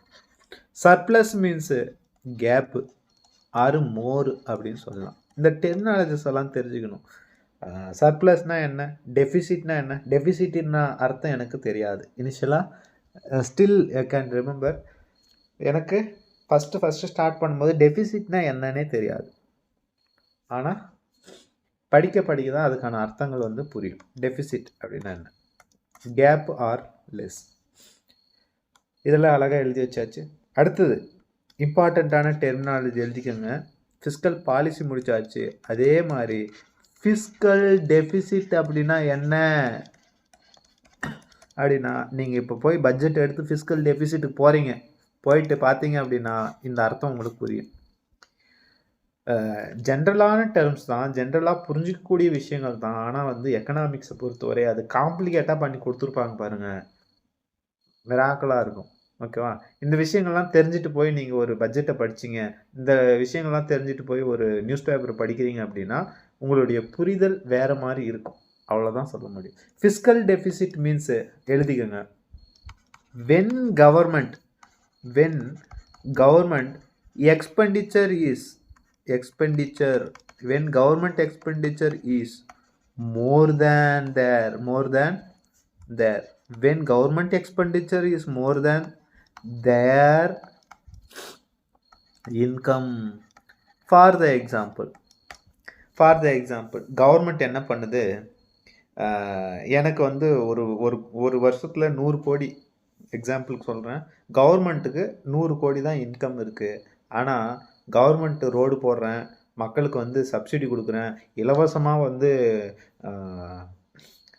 1000 ரூபா பணம் கொடுக்குறேன், இது மாதிரிலாம் செய்கிறாங்க அப்படின்னா என்ன ஆகிடும், income goes down, expenditure increases, that is called fiscal deficit. Fiscal deficit அதிகமான என்ன ஆகும், ஃபிஸ்கல் டெஃபிசிட் அதிகமாக என்ன ஆகும், அதிகமாக கவர்மெண்ட் வந்து கடன் வாங்க வேண்டிய நிலைமைக்கு தள்ளப்படும். அதிகமான கடன் வாங்கினா ஒரு நாடே வந்து திவாலாயிடும். ஓகேவா? இந்த நிறைய விஷயங்கள் இருக்குது ஃபிஸ்கல் டெஃபிசிட்டை பொறுத்த வரைக்கும். அதெல்லாம் வந்து அடுத்தடுத்த கிளாஸில் வந்து பார்க்கலாம். ஃபிஸ்கல் டெஃபிசிட்னா என்ன, பேசிக்காக என்ன அப்படின்றத மட்டும்தான் இதில் சொல்லியிருக்கேன். So there are some rules and regulation. Fiscal டெஃபிசிட்னா இவ்வளோ தான், ஒரு நாடு இவ்வளோ தான் கடன் வாங்கணும், இவ்வளோ தான் நீங்கள் எக்ஸ்பெண்டிச்சர் பண்ணணும், இவ்வளோ தான் உனக்கான இன்கம், இதிலேருந்து தான் இவ்வளோ இன்கம் வருது, நீ இவ்வளோ தான் எக்ஸ்பெண்டிச்சர் பண்ணணுன்ற விஷயங்கள்லாம் ஃபிஸ்கல் டெஃபிசிட்டில் படிப்போம். அதனால தான் பார்த்தீங்கன்னா பட்ஜெட் எடுத்துக்கிறோம். ஃபார் த எக்ஸாம்பிள் பட்ஜெட் எடுத்துக்கிறோம். இந்த வருஷம் 1.27 பில்லியன் மட்டும்தான் வந்து இன்டரிம் பட்ஜெட்டில், இடைக்கால பட்ஜெட்டில் சொல்லியிருக்காங்க. அக்ரிகல்ச்சருக்கு எவ்வளோ கொடுத்துருக்காங்க, 1.27 பில்லியன் தான். ஸோ இருக்கிறதுலே இந்த பட்ஜெட்டை பொறுத்தவரை இருக்கிறதுலே குறைவான அளவுக்கு அலோகேட் பண்ண ஒரு மினிஸ்ட்ரி எதுன்னு பார்த்தீங்கன்னா அக்ரிகல்ச்சர் மினிஸ்ட்ரி தான். சரியா? ஆனால் ஒரு ஃபேமிலி இருக்குது, ஃபேமிலியில் இந்த மகனுக்கு இவ்வளோ தான் என்னால் பணம் கொடுக்க முடியுன்ற மாதிரி சொல்கிறாங்க. அவ்வளோதான். அதை தான் ஃபிஸ்கல் பாலிசி அப்படின்னு சொல்கிறோம். சரியா? ஒவ்வொரு மினிஸ்ட்ரிக்கு இவ்வளோ தான் பணம் கொடுக்கணும், இவ்வளோ தான் வந்து அதுலேருந்து நமக்கு இன்கம் வரும் அப்படின்றதெல்லாம் பேசுகிறது தான் ஃபிஸ்கல் பாலிசி. ஃபிஸ்கல் டெஃபிசிட்னா என்னது, expenditure is more than income. ஓகேவா? ரைட். பாரோயிங்கை நம்ம என்ன பண்ணோம், ரெண்டாக பிரிச்சுருக்கோம் இல்லையா? Borrowing can be divided into 2 types. One is internal borrowing, another one is external borrowing. Internal means உள்நாட்டு கடன் வாங்குறது, உள்நாட்டுக்குள்ளேயே கடன் வாங்குறது, சொந்த வீட்டுக்குள்ளேயே கடன் வாங்குறது, வெளிநாடுகளில் கடன் வாங்குவது, வெளிநாட்டில் கடன் வாங்குவது, தமிழ் எழுதி வச்சுக்கோங்க, வெளிநாட்டில் கடன் வாங்குவது அப்படின்னு வச்சுக்கோமே. சரியா? ஃபார் த எக்ஸாம்பிள் இன்டர்னல் டெப்ட் அல்லது இன்டர்னல் பாரோயிங், அதாவது பாரோயிங்கு டெப்ட்டு இதெல்லாம் ஒன்றே தான் பாஸ். டெப்ட்டுனா கடன், பாரோயிங்னாலையும் கடன் தான். டெப்ட்டு பாரோயிங் இதெல்லாம் கடன் தான் அப்படின்றது தெரிஞ்சுக்கோங்க. பாரோயிங் எக்ஸாம்பிள்,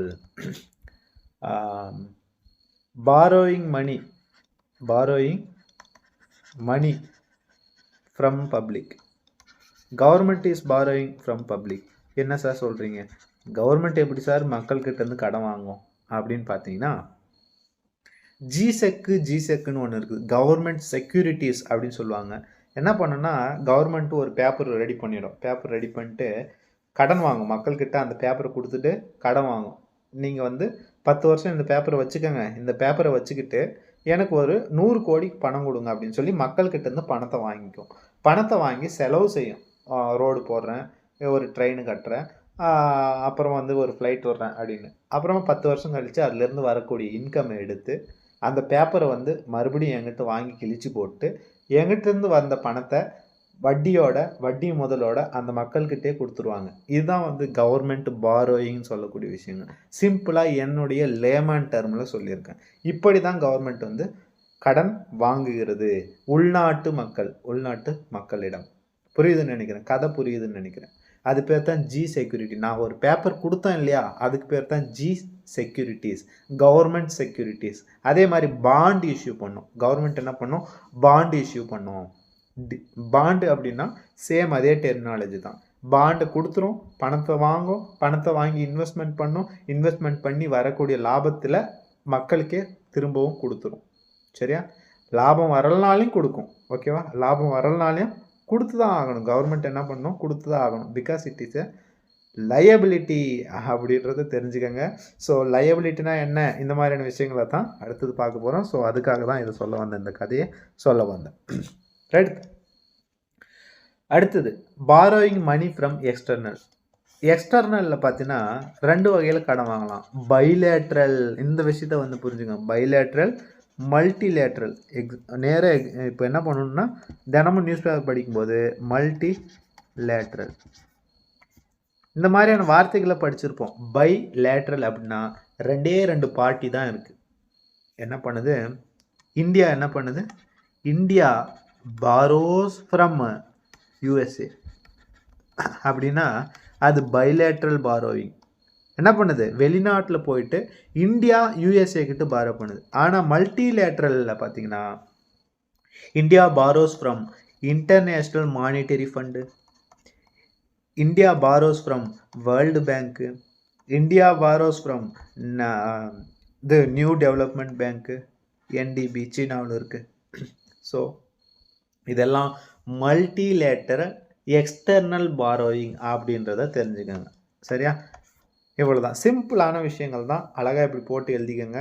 ஐஎம்எஃப்னா என்ன, வேர்ல்டு பேங்க்னா என்ன, இது மாதிரியான விஷயங்கள்லாம் வந்து அடுத்தடுத்த செஷனில் அப்படி கொண்டு போயிடும். ஓகேவா? ரைட். 1 hour ஆகிடுச்சா இதுக்குள்ளேயே? ரைட்டு. ஓகேவா? பாரோயிங் முடிஞ்சது. இது முடிச்ச பின்னால் பேலன்ஸு ஷீட்டு, இதெல்லாம் நீங்கள் பட்ஜெட் படிக்கும்போது பட்ஜெட்டை தொடுறதுக்கே பயமாக இருக்கும். சரியா? பட்ஜெட்டை தொட்டு படிக்கணும் அப்படின்னாலே பயமாக இருக்கும். ஆனால் இந்த செஷனுக்கு அப்புறம் உங்களுக்கு ஈஸியாகிடும். ஓகேவா? பேலன்ஸ் ஷீட்டில் 2 விஷயங்களை பற்றி படிக்கிறோம். வாட் இஸ் பேலன்ஸ் ஷீட் அப்படின்னு பார்த்தீங்கன்னா, பேலன்ஸ் ஷீட்டில் 2 விஷயங்கள் தான். One is liability, another one is asset. What is liability, what is asset அப்படின்றத எழுதிக்கோங்க. Liability means we have to pay back. Tamil எழுதி வைங்க. திருப்பி கொடுக்க வேண்டும். திருப்பி கொடு. அசட் மீன்ஸ் சொத்து. இது என்னுடைய சொத்து அப்படின்னு இல்லையா? அசட்னா சொத்து. லயபிலிட்டினா திருப்பி கொடு. நீங்கள் எந்த இடத்துல லயபிலிட்டி அப்படின்னாலையும் நான் திருப்பி கொடுக்கணும். இப்போ பேங்க்குக்கு லயபிலிட்டி எது அப்படின்னு பார்த்தீங்கன்னா, மக்கள்கிட்ட இருந்து வாங்கக்கூடிய பணம் தான் வந்து லயபிலிட்டி அப்படின்னு சொல்லுவாங்க. பேங்க்குக்கு அசட் எது அப்படின்னு பார்த்தீங்கன்னா, பேங்க் உங்களுக்கு கொடுக்கக்கூடிய லோன் தான் அசட்டு. சரியா? ஃபார் பேங்க்கோட பர்ஸ்பெக்டிவில் லயபிலிட்டி எது? நான் ஒரு டிமாண்ட் டெபாசிட் போட்டு வைக்கிறேன், அதாவது ரெக்கரிங் டெபாசிட் போடுறேன். ஒரு 6 மாதத்துக்கு 500 நான் ரெக்கரிங் டெபாசிட் போடுறேன். ஒவ்வொரு மாதம் 500 நான் செலுத்த போகிறேன் அப்படின்னு சொல்லி நான் கொடுக்குறேன். அப்படின்னா 6 மாதம் கழித்து அந்த பேங்க் என்ன பண்ணணும்? எனக்கு ரிட்டர்ன் கொடுக்கணும். So it is liability. ஏன்னா திருப்பி கொடுக்குது அந்த பேங்க், எனக்கு என்ன பண்ணுது? திருப்பி கொடுக்குது. So that is liability. For bank asset எது? லோனு. அந்த பேங்க் என்ன பண்ணுது? ஒரு பர்டிகுலர் அமௌண்ட்டை இன்னொருத்தருக்கு கொடுக்குது, கடனாக கொடுக்குது. ஆனால் கடனாக கொடுத்தாலும் அது என்றைக்கு இருந்தாலும் எனக்கு திரும்ப வந்துடும். அதனால் அது என்னுடைய அசட்டு. வட்டி முதலியமா எனக்கு வந்து லாபத்தை கொடுக்க போகிறது. அதனால் இது எனக்கு அசட்டு. ஒரு சாதாரண மனிதனுக்கு அசட் அப்படின்னா என்னுடைய வீடு என்னுடைய சொத்து. அது என்னுடைய அசெட். நான் வாங்கக்கூடிய கடன் ஒரு பேங்க்ல போய் ஒரு 2 லட்சமோ 3 லட்சமோ கடன் வாங்குறேன் அப்படின்னா அது என்னுடைய லையபிலிட்டிக்கு போயிடும். லையபிலிட்டி அப்படின்னா என்னது? நான் என்னைக்கு இருந்தாலும் அந்த 2 லட்சத்தையோ 3 லட்சத்தையோ திரும்ப அந்த பேங்க்குக்கே கொடுக்கணும். அதுதான் வந்து லையபிலிட்டி அப்படின்னு சொல்லுவோம். So right, liability we have to pay back. For the example, I took a loan from bank. இது ஒரு liability for me. For bank கேட்பாங்க. for bank தெரிஞ்சுக்கணும். அது பேங்கிங் அவேர்னஸில் ஸ்டார்ட் பண்ணும்போது நான் உங்களுக்கு சொல்லி கொடுக்குறேன். ஸோ இந்த இடத்துல ஒரு சாதாரண மனிதனுக்கு நான் லோன் எடுக்கிறேன் அப்படின்னா அது எனக்கு லையபிலிட்டி அப்படின்றத புரிஞ்சுக்காங்க. அடுத்தது பில்டிங். ஒரு பில்டிங் இருக்குது. ஒரு building of Saikumar is a asset.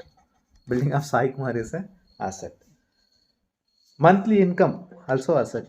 Monthly income also asset. இதெல்லாமே என்னுடைய சொத்துகள் அப்படின்றத தெரிஞ்சுக்கோங்க. அடுத்த டேர்முக்கு வாங்க. Loan எழுதிக்கங்க. we have to pay back. loan அப்படின்னா we have to pay back. along with we have to pay back along with interest. வட்டி முதலமா கொடுக்கறதா லோன். வாட் இஸ் கன்செஷனல் லோனுன்னு ஒரு கான்செப்ட் இருக்கு. கன்செஷனல் லோன் அல்லது சாஃப்ட் லோன் அப்படின்னு சொல்லுவோம். Concessional loans அல்லது soft loans அப்படின்னு சொல்லுவோம். இதுதான் இந்த லோன்ஸ் எல்லாம் நீங்கள் எங்கே பார்க்கலாம் அப்படின்னா, ரீசெண்டாக பார்த்தீங்கன்னா ஒரு 500 மில்லியன் அமௌண்ட் வந்து ஸ்ரீலங்காவுக்கு கன்செஷனல் லோனுன்னு கொடுத்தது. கவர்மெண்ட் என்ன பண்ணுது, இந்தியாவே வந்து பஞ்சத்தில் தான் இருக்கும். ஆனால் என்ன பண்ணுவோம், நாம் பக்கத்தில் இருக்கக்கூடிய நாடுகளுக்கு கொடுப்போம். தவறு கிடையாது. பக்கத்தில் இருக்கக்கூடிய நாடுகளை பார்த்து கொள்வது தவறு கிடையாது. ரொம்பவே முக்கியமான ஒரு விஷயம். தன்னுடைய நாட்டு மக்களே வந்து பாவர்ட்டியில் இருப்பாங்க. இருந்தாலும் என்ன பண்ணுவாங்க, கவர்மெண்ட் வந்து பக்கத்தில் இருக்கக்கூடிய நாடுகளுக்கும் கடனாக கொடுப்பார்கள். அது வந்து ரொம்ப இம்பார்ட்டண்ட்டான ஒரு விஷயம்தான். ஒரு நாட்டை பொறுத்த வரைக்கும் ரொம்ப இம்பார்ட்டண்டான விஷயம். இப்போ பார்த்தீங்கன்னா மாலத்தீவ்ஸ் ரொம்ப நாளாக நம்மளுடைய நட்பு நாடாக இருந்தது. ரீசெண்டாக நடந்த சில பிரச்சனைகளால் என்ன ஆயிடுச்சு, இப்போது மாலத்தீவ்ஸ் பார்த்திங்கன்னா சீனா கூட ரொம்ப க்ளோஸ் ஆக ஆரம்பிச்சிருச்சு. இப்போ நம்ம நிறைய ஹெல்ப் பண்ணுறோம், அவங்கள வந்து கண்ணுங்கருத்துமாக பார்த்துக்குறோம் அப்படின்னா என்ன பண்ணுவாங்க, நம்ம கூட ஒரு கோஆப்ரேஷனில் இருப்பாங்க. மற்ற நாடுகளுக்கு ஃபார் த எக்ஸாம்பிள் பாகிஸ்தானு, சீனா இந்த மாதிரி நாடுகளுக்கு வந்து பர்மிஷன் கொடுக்க மாட்டாங்க. ஆனால் இப்போ பர்மிஷன் கொடுக்குறாங்க அப்படின்னா என்ன பண்ணோம், இப்போது பக்கம் கிட்டத்தட்ட என்ன ஆயிடுச்சு, இந்தியாவுக்கு பக்கமே வந்துருச்சு. ஆல்ரெடி ஸ்ரீலங்காவுக்கு அந்த பெல்ட் அண்ட் ரோடு இனிஷியேஷன் மூலமாக ஸ்ரீலங்காவை போய் ரீச் ஆகிடுச்சு இந்த சீனா. அதே மாதிரி இப்போ என்ன ஆயிடுச்சு, மாலத்தீவ்ஸ்க்கு ரீச் ஆகிடுச்சு. ஆல்மோஸ்ட் வந்து நம்ம இந்தியாவை சரௌண்ட் பண்ணுறாங்க. இவ்வளோதான் விஷயம். அப்போது என்ன ஆகும், நம்மளுடைய உள்நாட்டு விஷயங்கள்லாம் ஈடுபடுறதுக்கான அதிக வாய்ப்பு இருக்குது. ஈஸியாக வந்து நம்மளுடைய நாடுகளை வந்து கைப்பற்றுவதற்கான வாய்ப்பு இருக்குது. பல பிரச்சனைகள் வரும் இல்லையா, so there will be a problem. So அதனால தான் வந்து கன்செஷனல் லோன்ஸ் அப்படின்றத வந்து கவர்மெண்ட் வந்து ப்ரொவைட் பண்ணுது. கன்செஷனல் லோன்ஸ் அல்லது சாஃப்ட் லோன்ஸ் எழுதிக்கங்க. we have to pay back. we have to னா government have to pay back. we have to pay back நான் என்னுடைய லாங்குவேஜில் எழுதி வச்சுருக்கேன். we have to pay back with less interest. நிறைய இன்ட்ரெஸ்ட் கிடையாது, குறைவான இன்ட்ரெஸ்ட் 1% 2% இருந்தாலே போதுமானது. லெஸ் இன்ட்ரெஸ்ட், ஓகேவா? That is called concessional loans அல்லது சாஃப்ட் லோன்ஸ். ஃபைனலி எந்த இடத்துலலாம் கிராண்ட் அப்படின்னு படிக்கிறீங்களோ, no need to pay back.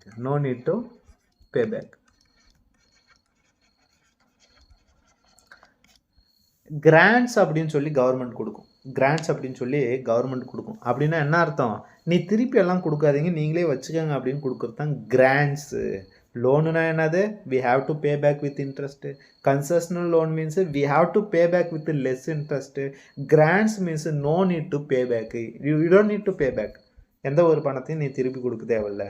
So அந்த வார்த்தைகளுக்கான அர்த்தம் தெரிஞ்சாலே இன்ட்ரெஸ்டாக நீ என்ன பண்ணலாம், நியூஸ் பேப்பரை படிக்க ஆரம்பிச்சிடலாம். இன்ட்ரெஸ்டாக ஒவ்வொரு பகுதிகளையும் படிக்க ஆரம்பிக்கலாம். ஓகேவா? கிராண்ட்ஸ். சரி, right. There are 3 type of schemes. ஸ்கீம்ஸில் பார்த்தீங்கன்னா அடுத்த topic. There are 3 types of schemes. என்ன அப்படின்னு பார்த்தீங்கன்னா, சென்ட்ரல் செக்டார் ஸ்கீமு, அடுத்தது சென்ட்ரலி ஸ்பான்சர்டு ஸ்கீம்ஸை வந்து 3 வகையில் தான் படிப்போம். சென்ட்ரலி ஸ்பான்சர்டு ஸ்கீமு ஆல்ரெடி இந்த வீடியோவை நான் அதாவது இந்த விஷயங்களை வந்து ஸ்கீம்ஸ் அப்படின்னு சொல்லக்கூடிய பிளேலிஸ்ட் இருக்குது. பார்த்தீங்கன்னா நான் நேராக பிளேலிஸ்ட்டுக்கு போங்க. நீங்கள் படிக்கணும் அப்படின்னு ஆசைப்படுறவங்க முழுசாக எந்தெந்த சப்ஜெக்ட்டுக்கு போட்டிருக்கேன் அப்படின்னா, ஃபிஷரிஸ்க்கு போட்டிருக்கேன், அக்ரானமிக்கு போட்டிருக்கேன், ஃபாரஸ்ட்டுக்கு போட்டிருக்கேன். மூணு டாபிக் மட்டும்தான் இது வரைக்கும் கவர் பண்ணியிருக்கேன்னு நினைக்கிறேன். ஸோ மற்றதெல்லாம் 2-3 வீடியோஸோடு நிறுத்தியிருக்கேன். இந்த ஆஃப்டர் இன்டர்வியூ பார்த்தீங்கன்னா, நாம் எடுத்திருக்கக்கூடிய எல்லா பிளேலிஸ்ட்டையும் கம்ப்ளீட் பண்ணுறது தான் நம்மளுடைய அடுத்த டார்கெட்டு. இது வரைக்கும் என்னென்ன பிளேலிஸ்ட்டெல்லாம் ஓப்பன் பண்ணியிருக்கணும், ஃபார் எக்ஸாம்பிள் ஜெனடிக்ஸ் இருக்குது, ஸ்கீம்ஸ் இருக்குது, இப்போது ஓப்பன் பண்ணியிருக்கிற பேங்கிங் அவேர்னஸ் இருக்குது. இந்த எல்லா விஷயத்தையும் வந்து கவர் பண்ணி முடிச்சுட்டு தான் புது டாபிக் வந்து ஓப்பன் பண்ணுவோம். ஸோ என்னுடைய எய்ம் என்ன அப்படின்னா, எல்லாருக்கும் வந்து இந்த கண்டென்ட்டை யூடியூப்லேயே கொடுத்துடணும். அக்ரிகல்ச்சர் AFO எக்ஸாமுக்கானது, ஏஓக்கானது, இந்த மாதிரி நபார்டுக்கானது எல்லாத்தையும் வந்து ஃப்ரீயாக ப்ரொவைட் பண்ணணுன்றது தான் என்னோடய எய்ம். பார்ப்போம் எந்த அளவுக்கு நம்மளால் கவர் பண்ண முடியுதுன்னு. முடிஞ்சால் சந்தோஷம்தான். சரி, central sector scheme, centrally sponsored scheme, அடுத்தது ஸ்டேட் ஸ்கீமு அப்படின்னு 3 வகையாக பிரிக்கிறோம். இந்த சென்ட்ரல் செக்டார் ஸ்கீமுக்கு 100% fund is provided by central government. Central கவர்மெண்ட்னா என்ன, ஸ்டேட் கவர்மெண்ட்னா என்ன? சென்ட்ரல் கவர்மெண்ட்னா என்ன, ஸ்டேட் கவர்மெண்ட்னா என்னன்னு தெரியும். மத்திய அரசு, மாநில அரசு. ஓகே, அது விளக்க வேண்டிய அவசியம் இல்லைன்னு நினைக்கிறேன். ரைட்டா? For the central government example வந்து PMJDY. பாருங்கள், இந்த PMJDY ஜன்தன் யோஜனாவில் ரொம்ப முக்கியமானது ஜாம் அப்படின்னா என்னதுன்னா, ஒரு அக்கௌண்ட்டு, ஜன்தன் அப்படின்னா அக்கௌண்ட்டுன்னு அர்த்தம். ஒரு அக்கௌண்ட்டு, பேங்க் அக்கௌண்ட்டை பற்றி பேசுது. இந்த ஸ்கீம் வந்து பேங்க் அக்கௌண்ட்டை பற்றி பேசுது. பேங்க் அக்கௌண்ட், ஜாம் ட்ரினிட்டி அப்படின்னு சொல்லுவோம். இதை வந்து ஃபேமஸாக ஜாம் ட்ரினிட்டி அப்படின்னு சொல்லுவோம். ஒரு ஜன்தன் அக்கௌண்ட் இருக்கணும், ஆதார் கார்டு இருக்கணும், அடுத்து வந்து ஒரு மொபைல் ஃபோன் இருக்கணும். இதுதான் வந்து ஜாம் ட்ரினிட்டி அப்படின்னு சொல்லுவோம். Pradhan Mantri Jan Dhan Yojana is a central sector scheme. அடுத்தது சென்ட்ரலி ஸ்பான்சர்டு ஸ்கீம் அப்படின்னா, சென்டரும் ஸ்டேட்டும் சேர்ந்து, centre state combinedly provides subsidy provides. For the example 50:15 படிப்போம், 70:13 படிப்போம். இதெல்லாம் பார்த்தீங்கன்னா சென்ட்ரலி ஸ்பான்சர்டு ஸ்கீம்னு சொல்லுவாங்க. எக்ஸாம்பிளுக்கு 50:50 அப்படின்றது. For the example centrally sponsored ஸ்கீமுக்கு example SSA, Sarva Shiksha Abhiyan, mid day meals scheme, இதெல்லாம் பார்த்தீங்கன்னா PDS, இதெல்லாம் பார்த்தீங்கன்னா சென்ட்ரலி ஸ்பான்சர்டு ஸ்கீம். நிறைய ஸ்கீம்ஸ் இருக்குது இல்லையா, அதெல்லாம் உங்களுக்கே தெரியும். State sponsored schemes 100% amount provided by the government, state government, 100% provided by state government. அவ்வளோதான், சிம்பிள். இவ்வளோதான். ஸ்கீம்ஸை வந்து 3ஆக பிரிக்கிறோம். Central sector scheme, centrally sponsored scheme, state schemes. For banking state scheme is not necessary. ஆனால் இன்டர்வியூக்கு state schemes up to some extent necessary. பார்த்து வச்சுக்கோங்க. சும்மா ஒரு 4-5 ஸ்கீம், இம்பார்ட்டண்ட்டான ஸ்கீம்ஸ் மட்டும் பார்த்து வச்சுக்கோங்க. சென்ட்ரலி ஸ்பான்சர்ட் ஸ்கீம்னா என்ன, சென்ட்ரலி ஸ்பான்சர்ட்னா என்ன, சென்ட்ரல் ஸ்கீம்ஸ்னா என்ன அப்படின்றதெல்லாம் தெரிஞ்சுக்கோங்க. சரியா? அவ்வளோதான்.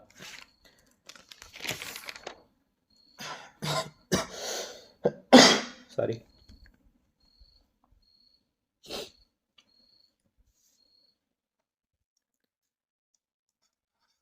பாருங்க,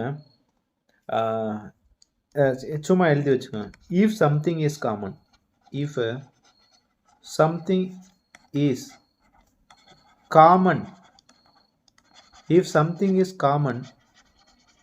அக்ராஸ் கண்ட்ரி, அக்ராஸ்னா மொத்த அதாவது எல்லா நாடுன்னு எல்லா பகுதிகளிலும் பார்த்தீங்கன்னா ஒரு விஷயம் காமனாக இருக்குது அப்படின்னா central government has the power. Central government has power. For the example, உங்களை வந்து ஒரு கேள்வி கேட்குறாங்க, ரயில்வேஸ் சென்ட்ரல் கவர்மெண்ட் கீழே வருதா ஸ்டேட் கவர்மெண்ட் கீழே வருதா? எல்லா மாநிலங்கள்லையும் பார்த்தீங்கன்னா இந்த ரயில்வேஸ் இருக்குது. ஸோ டைரெக்டாக நீங்கள் சொல்லலாம் it is controlled by central government. GST central government scheme. ஓகேவா? ஒரு விஷயம் varies place to place. Varies place to place means state government managed by state government அப்படின்றத மட்டும் தெரிஞ்சுக்கோங்க. State government. மூணாவது பாயிண்ட், டஸ் நாட் மேட்டர்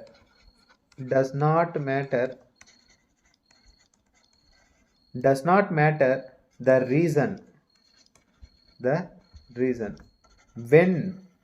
ரொம்ப இம்பார்ட்டண்ட்டான வேர்ட்ஸை எழுதி வச்சுக்கோங்க. When government expenditure increases, expenditure increase ஆகுது, or income decreases, fiscal deficit என்ன ஆகும்? ஃபிஸ்கல் டெபிசிட்னா என்னது சொல்லுங்க பார்க்கலாம். Fiscal deficit means expenditure is higher than the income. ஒரு கவர்மெண்ட்டுக்கு எக்ஸ்பெண்டிச்சர் எவ்வளோ இன்கம் விட அதிகமாக இருக்குதுன்னா ஃபிஸ்கல் டெபிசிட்டு. இப்போ கொஞ்சம் திங்க் பண்ணி பாருங்கள், என்னுடைய எக்ஸ்பெண்டிச்சர் அதிகமாக இருக்குது, இன்கம் கம்மியாக இருக்குது அப்படின்னா ஃபிஸ்கல் டெபிசிட் என்ன ஆகும்? இன்க்ரீஸ் ஆகும். நாலாவது பாயிண்ட்டு எழுதிக்கோங்க. வென் இன்கம் இன்க்ரீசஸ் அண்டு அழகாக எழுதிக்கோங்க, இன்க்ரீசஸ் அண்டு எக்ஸ்பெண்டிச்சர் டிக்ரீசஸ். பல இடங்களில் நான் இதே மாதிரி அம்புக்குறிகளை பயன்படுத்தி தான் யூஸ் பண்ணுவேன், ஏன்னா ஈஸியாக புரிஞ்சுக்க போகிறோம். Fiscal deficit decreases. Fiscal deficit வந்து கம்மியாக இருக்குது அப்படின்னா ஒரு பாசிட்டிவான விஷயம். It is a positive statement. Fiscal deficit increase ஆகுது அப்படின்னா ஒரு நெகட்டிவ் ஸ்டேட்மெண்ட் அப்படின்றத மட்டும் தெரிஞ்சுக்கோங்க. புரியுதுன்னு நினைக்கிறேன். நான் எக்ஸ்பெண்டிச்சர் அதிகமாக பண்ணக்கூடாது, இன்கம் தான் இன்க்ரீஸ் பண்ணணும். ஒரு கவர்மெண்ட் இன்கம்மை தான் இன்க்ரீஸ் பண்ணணும். ஆனால் வி ஆர் வெல்ஃபேர் ஸ்டேட். ஆனால் India is a welfare state. இன்கம்மை விட மக்களினுடைய நலன் மீது தான் அதிக அளவிலான நாட்டம் இருக்க வேண்டும். ஓகேவா? அதனால தான் எக்ஸ்பெண்டிச்சர் அதிகமாக பண்ணுது அப்படின்றது என்னுடைய கருத்து. ஏன்னா பல கோடிகள் இன்னும் கடனில் தான் இருக்குது. நாடே கடனில் தான் இருக்கிறது. அடுத்தது ஃபிஸ்கல் பாலிசி தான். இவ்வளோ நேரம் படித்ததெல்லாம் ஃபிஸ்கல் பாலிசி. நெக்ஸ்ட்டுக்கு போவோம். Monetary policy. Don't worry, monetary policy fiscal பாலிசியெல்லாம் இன்னொரு முறை படிப்போம். இது பேசிக்கு. இதை அண்டர்ஸ்டாண்டிங் பண்ணிக்கோங்க. இதை அண்டர்ஸ்டாண்டிங் பண்ணிவிட்டு ரிவைஸ் பண்ணி வைங்க. நான் அடுத்தது அவேர்னஸ் நடத்தும் பொழுது தயவு செஞ்சு எல்லாத்தையும் ரிவிஷன் பண்ணுவாங்க. அப்போது நான் நடத்துனதெல்லாம் கோரிலேட் பண்ணிக்கிறதுக்கு ரொம்பவே ஈஸியாக இருக்கும். Monetary policy deals about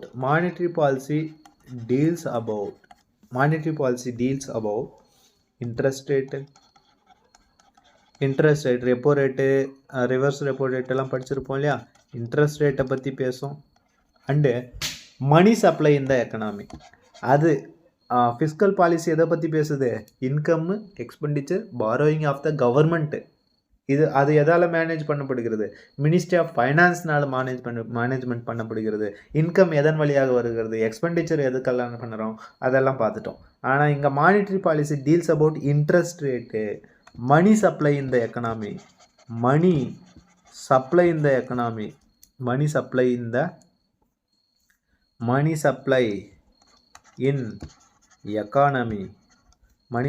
the economy. It is done by, இது ஒரு point.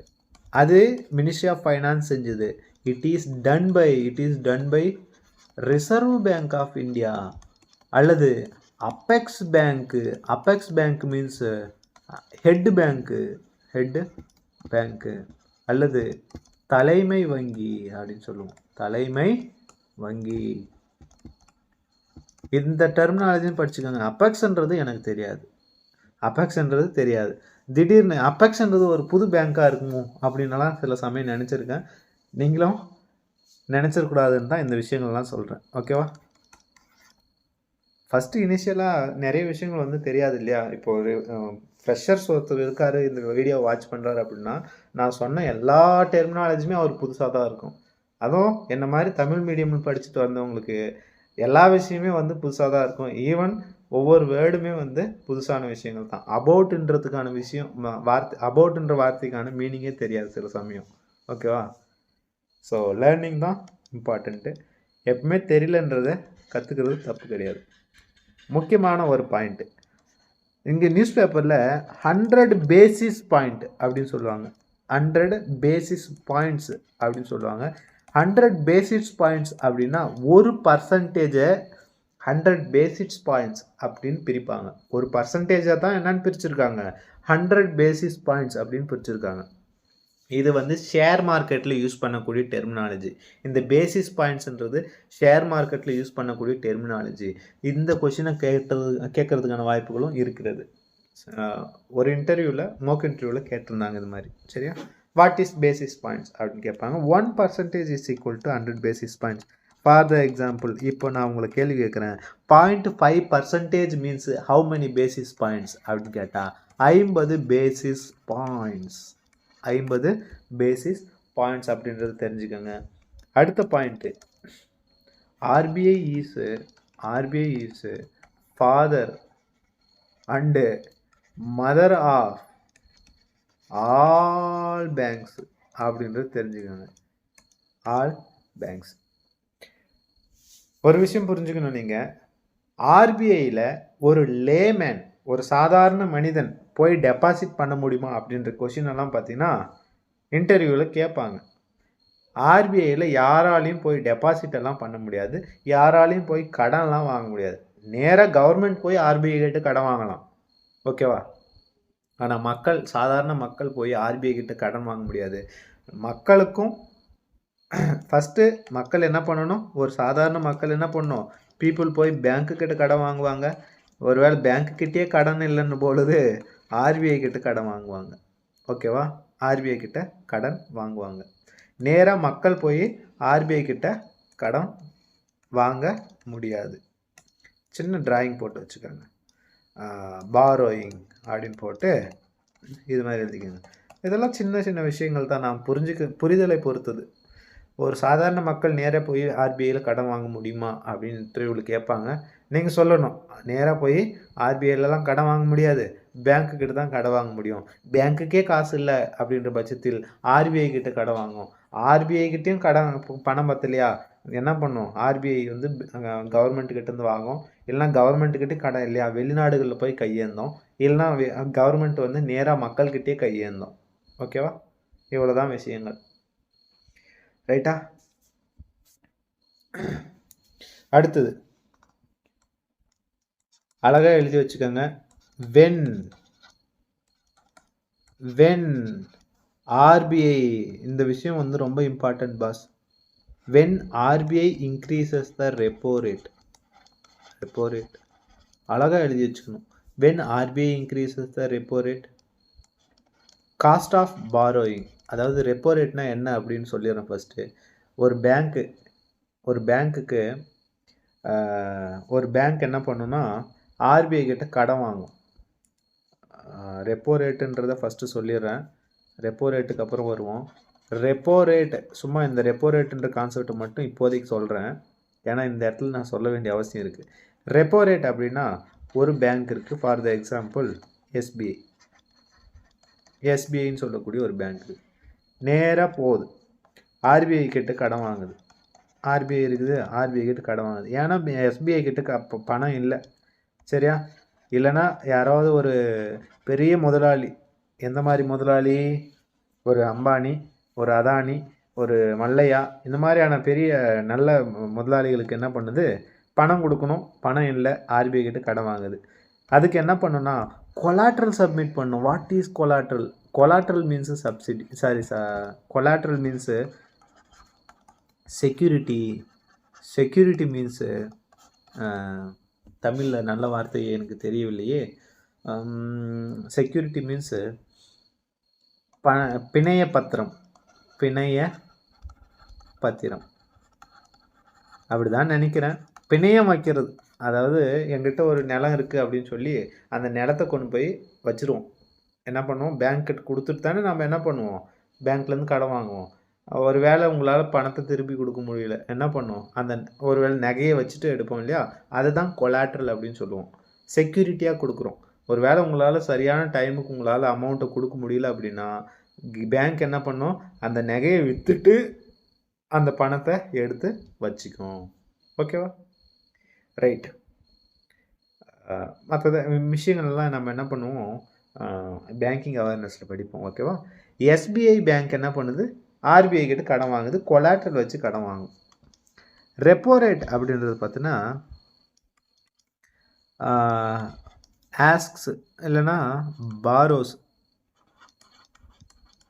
SBI borrows from RBI for 90 days, below 90 days, 90 நாளைக்கு உள்ள நான் என்ன பண்ணுறேன், திருப்பி கொடுத்துருவேன் அப்படின்னு சொல்லி ஆர்பிஐ கிட்ட கடன் வாங்குது. ஆர்பிஐ என்ன பண்ணும் அப்படின்னா ஒரு இன்ட்ரெஸ்ட் ரேட்டை ஃபிக்ஸ் பண்ணும், ஒரு பர்சன்டேஜ் ரேட்டை ஃபிக்ஸ் பண்ணும். அதுதான் ரெப்போ ரேட். நான் சும்மாலாம் உனக்கு கொடுக்க மாட்டேன் ராஜா, நீ என்ன பண்ணணும், நான் உங்கள்கிட்ட ஃபார் த எக்ஸாம்பிள் 100 கோடின்னு வச்சுப்போமே, 100 கோடி ஆர்பிஐ கிட்டேருந்து கடன் வாங்குது. நான் சும்மாலாம் கொடுக்க மாட்டேன், நீ அதுக்கு ஒரு வட்டி கொடுக்கணும் அப்படின்னு சொல்லுது. ராஜா நீ ஒரு வட்டி கொடுக்கணும், ஃபார் த எக்ஸாம்பிள் 6.65% நீ வட்டி கொடுக்கணும். அதாவது 100 கோடி இருக்குன்னா 6.65 கோடி நீ திருப்பி கொடுக்கும்போது 106.65 கோடியாக எனக்கு வந்து ரிட்டர்ன் கொடுத்துரு அப்படின்னு சொல்லுது பேங்க்கிட்ட. ஓகே அப்படின்னு சொல்லி எஸ்பிஐ என்ன பண்ணுது, ஒத்துக்கிட்டு 90 நாளைக்குள்ளே நான் கொடுத்துட்றேன், திருப்பி கொடுக்கும்பொழுது இந்த 6.65 வட்டியும் சேர்த்து கொடுத்துட்றேன் அப்படின்னு சொல்லுது. அதுதான் ரெப்போ ரேட். ரெப்போ ரேட்னா இதுதான் ரெப்போ ரேட். அந்த எஸ்பிஐ அந்த ஆர்பிஐ ஃபிக்ஸ் பண்ணதுலேயே ஒரு ரேட்டு, அந்த ரேட்டு தான் ரெப்போ ரேட் அப்படின்னு சொல்லுவோம். இப்போ கான்செப்ட் வாங்க, இது வந்து சின்ன கான்செப்ட்டு, ஆனால் புரிஞ்சிக்க வேண்டிய விஷயங்கள் வந்து இப்போ சொல்ல வேண்டிய விஷயங்கள் தான் புரிஞ்சிக்க வேண்டிய விஷயங்கள். நான் அழிக்கும்போது அழியாது. Right right. இப்போ வாங்க, வென் ஆர்பிஐ இந்த விஷயங்கள், when RBI increases the repo rate என்ன ஆகும் அப்படின்னு சொல்லுங்க பார்க்கலாம்.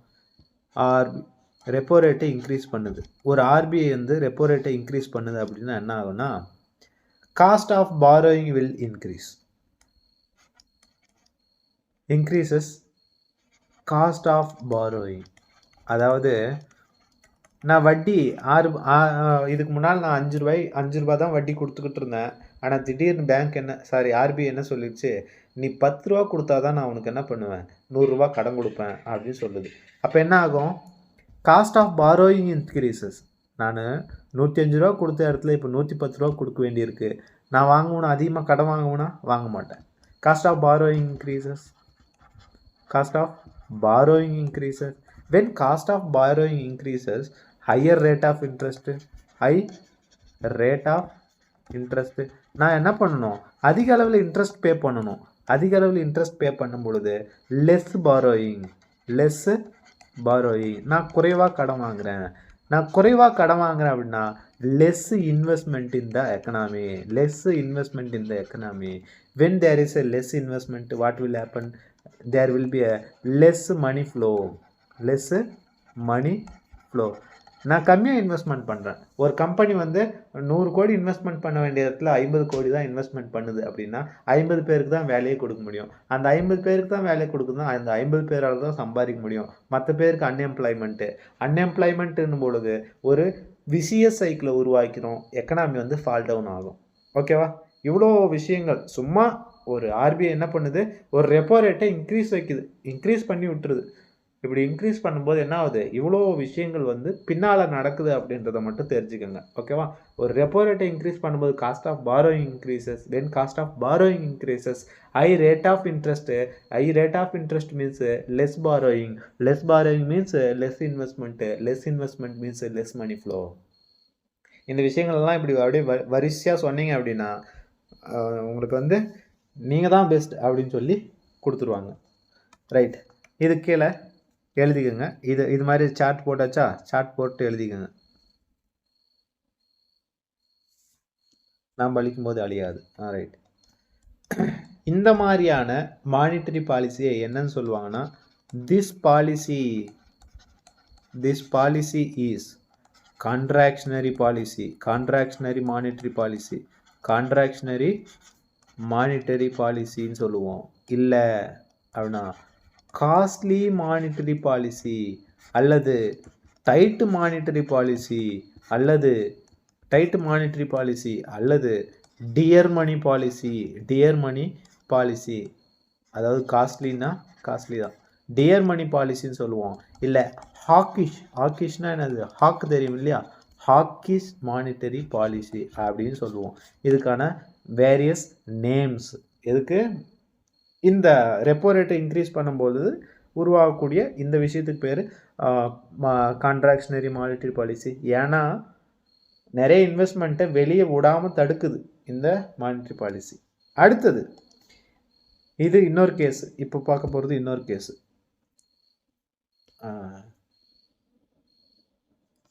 ரெண்டாவது case, if RBI decreases the repo rate. இதை நீங்களே எழுதலாம். ஒருவேளை இப்போ டிக்ரீசஸ் த ரெப்போ ரேட்னா என்ன ஆகும், ரெப்போ ரேட்டை நான் குறைச்சிட்டேன், அப்போ என்ன ஆகும், banks cost of borrowing decreases, நான் ஈஸியாக கடன் வாங்கிடலாம். கம்மி ரேட்டு ஆஃப் இன்ட்ரெஸ்ட் கொடுத்தாலே போதுமா, less interest rate means borrowing will increase, high borrowing, நிறைய கடன் வாங்குவாங்க. என்ன பண்ணுவாங்க, கம்பெனி ஈஸியாக கடன் வாங்கிடுவாங்க. ஏன்னா கம்மி இன்ட்ரெஸ்ட் ரேட்டில் ஈஸியாக கடன் வாங்கிடுவாங்க. Highest borrowing rate, when there is highest borrowing rate more money flow. அழகாக எழுதிக்கோங்க, கையெழுத்து கொஞ்சம் கருமாக தான் இருக்கும். High money flow means high investment. இதை என்னன்னு சொல்லுவாங்க அப்படின்னு பார்த்தீங்கன்னா, எக்ஸ்பான்ஷனரி மானிட்டரி பாலிசி,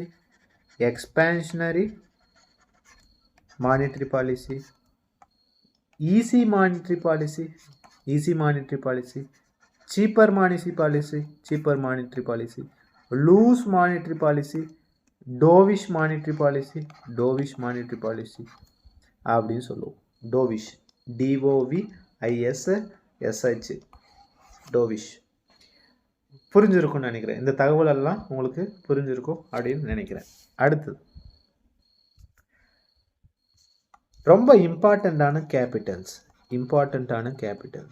உங்களை இன்டர்வியூவில் கேள்வி கேட்குறாங்க, RBI where it is located அப்படின்னு கேட்குறாங்க.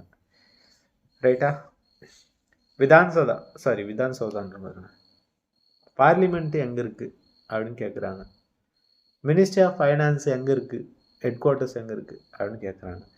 இதெல்லாம் வந்து ஈஸியாக சொல்கிறதுக்கான ஒரு வழி என்னன்னு பார்த்தீங்கன்னா, டெல்லி ஒரே ஒரு 3 இம்பார்ட்டண்ட்டான கேபிட்டல் இருக்குது. டெல்லி ஒன்று, மும்பை ஒன்று, கல்கத்தா ஒன்று. எப்பவுமே வந்து டெல்லி, மும்பை, கல்கத்தா தான் ரொம்ப இம்பார்ட்டண்ட்டான கேபிட்டல்ஸு. டெல்லி என்ன கேபிட்டல் அப்படின்னு சொல்லுவோன்னா, பொலிட்டிக்கல் கேபிட்டல். அரசியல் சம்மந்தமான எல்லா விஷயங்களும் எங்கே தான் இருக்குன்னா டெல்லியில் தான் இருக்கும். For the example election commission, ஈசின்னு சொல்லக்கூடிய election commission, controller and auditor general, supreme court, இதெல்லாம் பார்த்தீங்கன்னா டெல்லியில் இருக்குது. மும்பையில் என்னென்ன இருக்குதுன்னு பார்த்தீங்கன்னா, it is a financial capital. Mumbai ஒரு ஃபினான்ஷியல் கேபிட்டல். பணம் சம்மந்தமான எல்லா institution, for the example RBI அங்கே தான் இருக்குது, செபி அங்கே தான் இருக்குது, IRDA அங்கே தான் இருக்குது, செபி அங்கே தான் இருக்குது, Bombay stock exchange, national stock exchange, they are located in Mumbai. Financial சம்மந்தமான எல்லா விஷயங்களும் பார்த்திங்கன்னா மும்பையில் இருக்கும். டெல்லியில் பார்த்தீங்கன்னா பொலிட்டிக்கல் சம்மந்தமான அரசியல் சம்மந்தமான விஷயங்கள்லாம் பார்த்திங்கன்னா ஹெட் குவார்ட்டர்ஸ்லாம் எங்கே இருக்கும், டெல்லியில் இருக்கும். கல்கத்தா ஒரு ஆர்ட் கேபிட்டல் அல்லது கல்ச்சுரல் கேபிட்டல் அவ்வளோதான். ஓகேவா?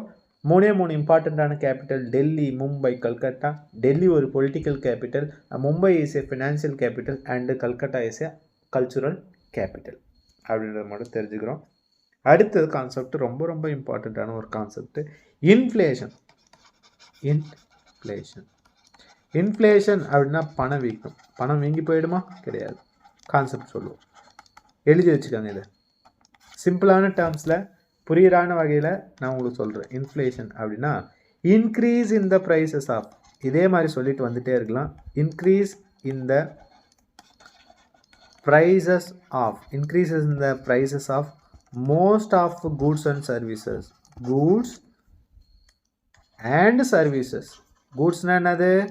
நீங்கள் சாப்பிடக்கூடிய தக்காளி, வெங்காயம், பச்சை மிளகா இதெல்லாமே கூட்ஸில் வரும். சர்வீசஸ் நீங்கள் பயன்படுத்தி கொள்ளக்கூடிய, ஒரு ஆசிரியர் உங்களுக்கு போதிக்கிறார் எனில் அது சர்வீஸில் வரும். ஒரு டாக்டர் உங்களுக்கு இன்ஜெக்ஷன் போடுறார், அது சர்வீஸ் வரும். ஸோ இதில் எல்லாத்துலேயுமே இப்போ டாக்டர் வந்து 100 ரூபாய் இருக்கக்கூடிய இடத்துல 500 ரூபாய் உங்களுக்கு ரேட் ஃபிக்ஸ் பண்ணுறாரு அப்படின்னா சர்வீஸில் இன்க்ரீஸ் ஆகுது. அதுவும் இன்ஃப்ளேஷன் கீழே தான் வரும். வெறும் பொருட்களின் விலை ஏற்றம் மட்டுமே வந்து இன்ஃப்ளேஷன் கிடையாது. சர்வீசஸ்லேயும் இன்க்ரீஸ் ஆச்சுனாலையும் அதை வந்து அந்த டாக்டர் வந்து ஒரு 500 ரூபாய் இன்க்ரீஸ் பண்ணிடுறார், அது சர்வீஸு. அது இன்க்ரீஸ் ஆனாலும் என்னன்னு தான் சொல்லணும்? இன்ஃப்ளேஷன் அப்படின்னு தான் சொல்லணும். Services over a period of time இவ்வளோ சொன்னால் போதுமா? ரெண்டாவது point, whenever the inflation comes, what happens? Decrease in the value of money.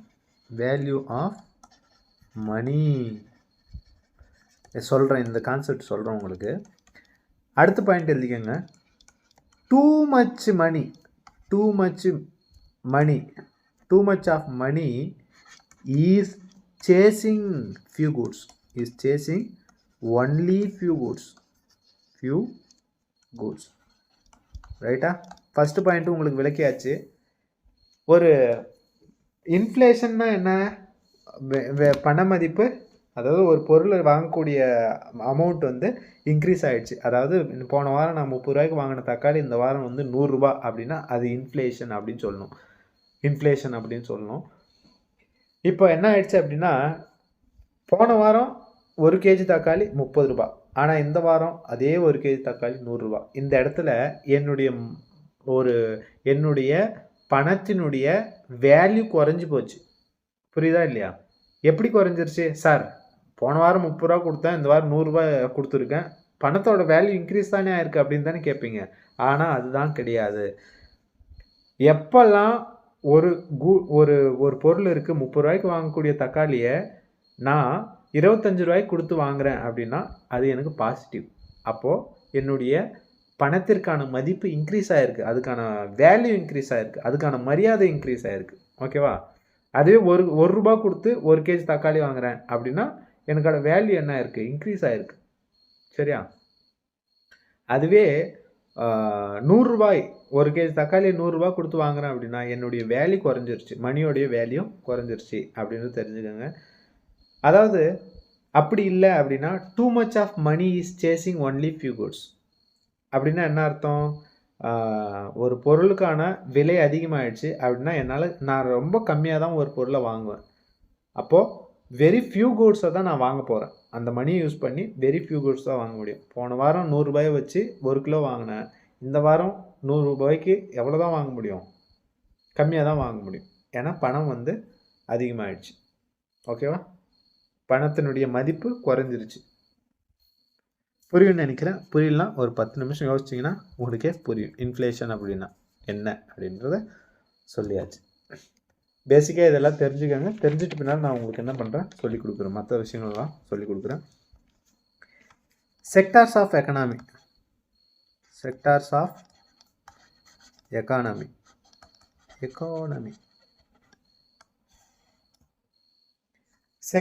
எக்கனாமியை வந்து 2ஆக பிரிக்கலாம்.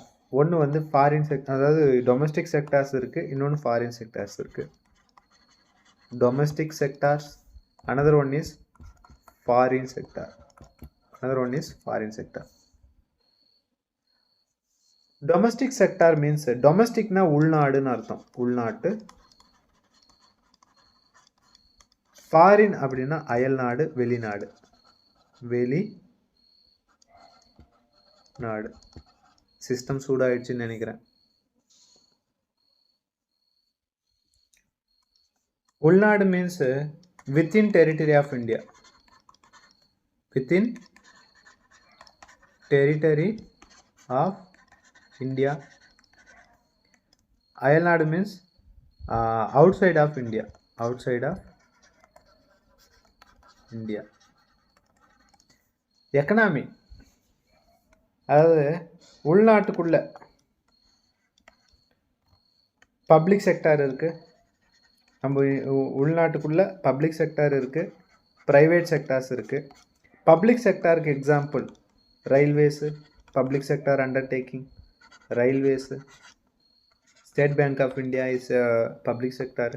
Private for the example TCS இருக்குது, ஜியோ இருக்குது, இதெல்லாம் வந்து ப்ரைவேட் செக்டார்ஸ்.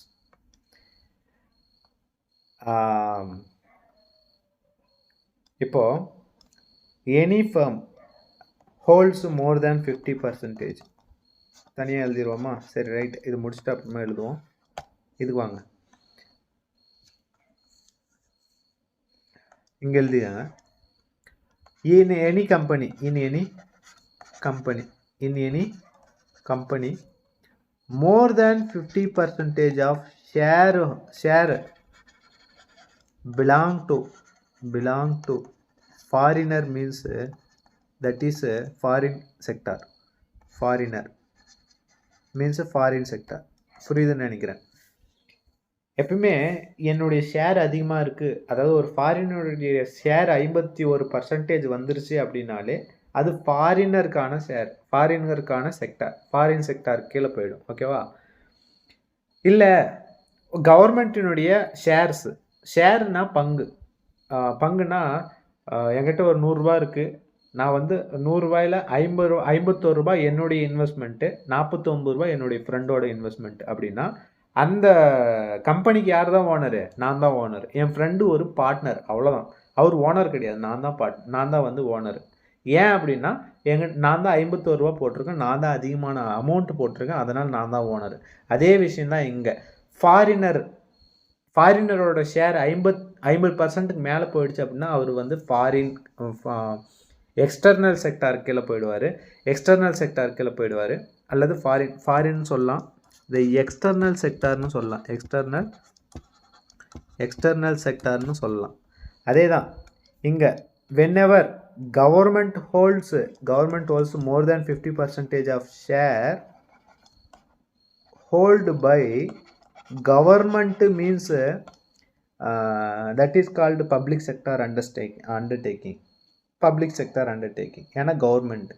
ஓகேவா? ரைட். ஒருவேளை any company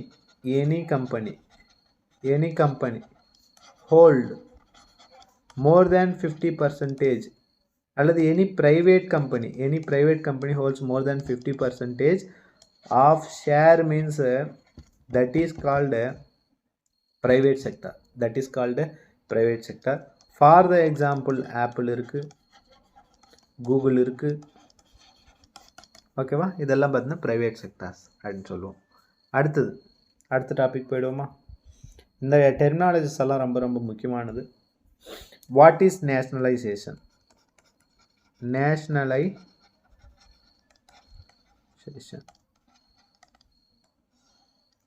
What is nationalization? Nationalization, privatization, investment, liberalization, இதெல்லாம் நம்ம வந்து ஃபாரின் இன்வெஸ்ட்மெண்ட் இதெல்லாம் பார்த்துட்டு இந்த விஷயங்களை வந்து நிறுத்தி வைப்போம். ஃபஸ்ட்டு நேஷ்னலைசேஷன் அடுத்த கிளாஸில் வந்து கண்டினியூ பண்ணலாம். 2 hours ஆகிடும்னு நினைக்கிறேன். Nationalisation means if government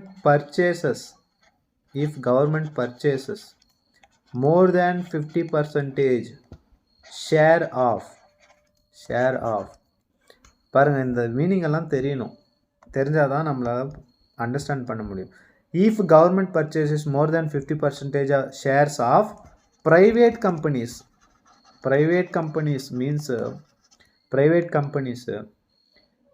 means nationalization. In this process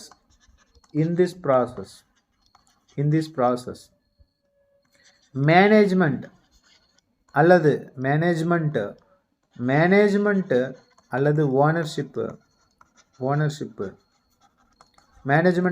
ownership யார் கைக்கு போயிடும்? இப்போ என்கிட்ட தான், அதாவது கவர்மெண்ட் கிட்ட தான் அதிகமான ஷேர்ஸ் இருக்கு. அப்போ ஓனர்ஷிப் யார்கிட்ட தான் போகும்? Ownership goes to from private to government. Management, in this process management or ownership goes from private to government. அவ்வளோதான். For the example 1969ல ஒரு 14 banks were nationalized by Indira Gandhi. 14 banks nationalized by Indira Gandhi, அதாவது இந்திரா காந்தி பீரியடில் இது நடந்தது. 1969ல் ஒரு முறையும் 1980ல் ஒரு 6 பேங்க்ஸும் நேஷ்னலைஸ் பண்ணாங்க. 6 banks nationalised. That is called nationalisation. இதெல்லாம் வந்து பேங்கிங் அவேர்னஸ்க்கு வரத்துக்கு முன்னால் படிச்சுட்டு வந்தீங்க அப்படின்னா, ஓகே நாம் ஆல்ரெடி படிச்சிருக்கோம்ல, இந்த கான்செப்ட்லாம் படிச்சிருக்கோம்ல அப்படின்னு தெரியும். வெறும் நேஷ்னலைசேஷன் படிக்கிறதுக்கு பதிலாக கான்செப்ட் புரிஞ்சுக்கிட்டு வந்தீங்கன்னா ரொம்ப ஈஸியாக இருக்கும். Nationalisation means from private sector to government sector ownership move ஆகிடும். எப்போ வந்து ஷேரு 50% மேலே கவர்மெண்ட் கிட்ட இருக்கோ அப்போவே நேஷ்னலைசேஷன் ஆகிடுச்சு அப்படின்னு சொல்லிக்கலாம். அப்போது privatisation means more than 50% of share purchased by private sectors, from government means that is called privatization. Government கிட்ட இருந்து 50% மேலே ஷேர் வாங்கிக்குது. அப்போ யார் தான் ஓனரு? மேனேஜ்மெண்ட் அல்லது ownership goes to private company அல்லது private. Ownership goes to private. For the example Air India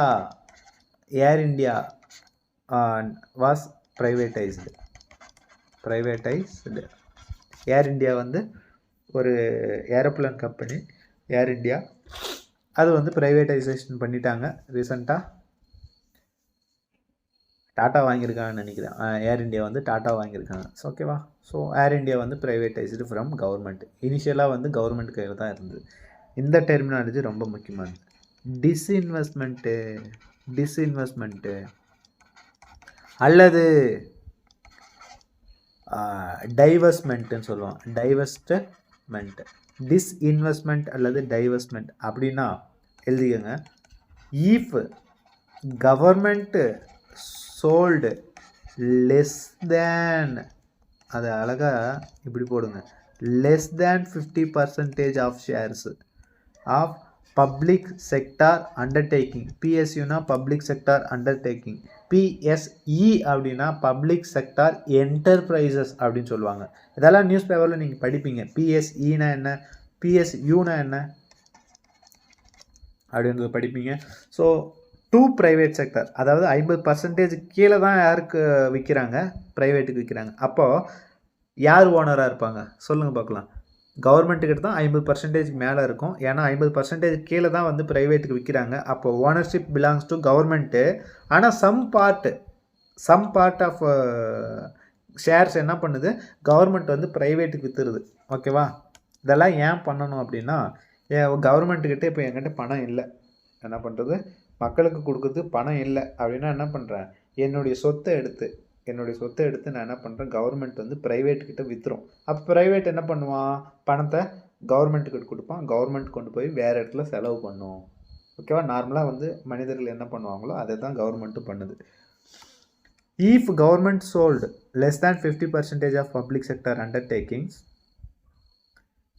to the private sector, that is called disinvestment. இங்க ownership belongs to government itself, belongs to government. ஏன் இங்க ownership change ஆகாது? ஏன்னா government கிட்ட தான் அதிக அளவிலான ஷேர்ஸ் இருக்குது. யார் அதிக அளவிலான ஷேர்ஸ் வச்சுருக்காங்களோ அவங்க தான் ஓனர், அவ்வளோதான், சிம்பிள். அடுத்தது லிபரலைசேஷன். இந்த வார்த்தை ரொம்ப முக்கியமானது. குளோபலைசேஷன்னா என்ன, லிபரலைசேஷன்னா என்ன, அதெல்லாம் ரொம்ப இம்பார்ட்டண்ட்டான டெர்மினாலஜிஸ். லிபரலைசேஷன்னாலையும் என்ன அப்படின்னு எழுதிக்காங்க. Less rules and regulation, less regulation,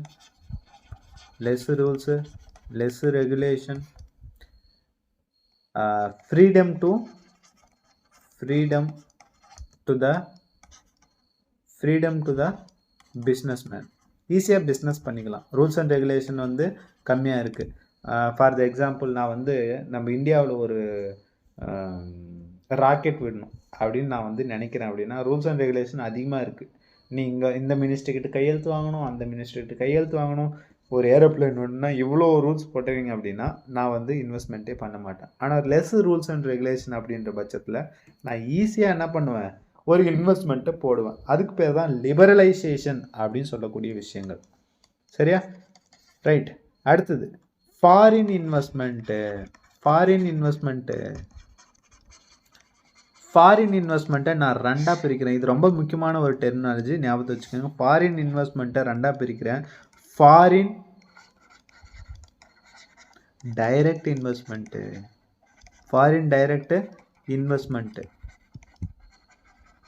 ரெண்டாவது ஃபாரின்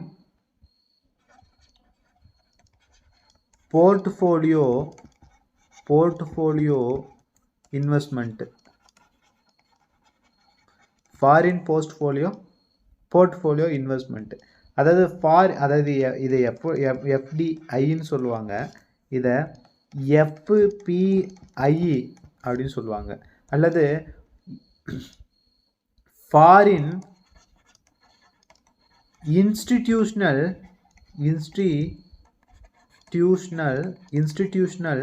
இன்வெஸ்ட்மெண்ட் அப்படின்னு சொல்லுவாங்க. அதாவது ஃபாரின் இன்ஸ்டிடியூஷனல் இன்வெஸ்ட்மெண்ட், எஃப்ஐஐன்னு சொல்லக்கூடிய இது. ரெண்டு வகையாக பிரிக்கிறோம் ஃபாரின் இன்வெஸ்ட்மெண்ட்டை. அதாவது ஃபாரின்காரன் இந்தியாவில் இன்வெஸ்ட்மெண்ட் பண்ணணும்னு நினைக்கிறான்னா ரெண்டு வகையில் பண்ணலாம். ஒன்று foreign direct investment, foreign portfolio investment. அது என்ன sir foreign direct investment? FDI. Foreign direct investment means foreigner directly comes to India.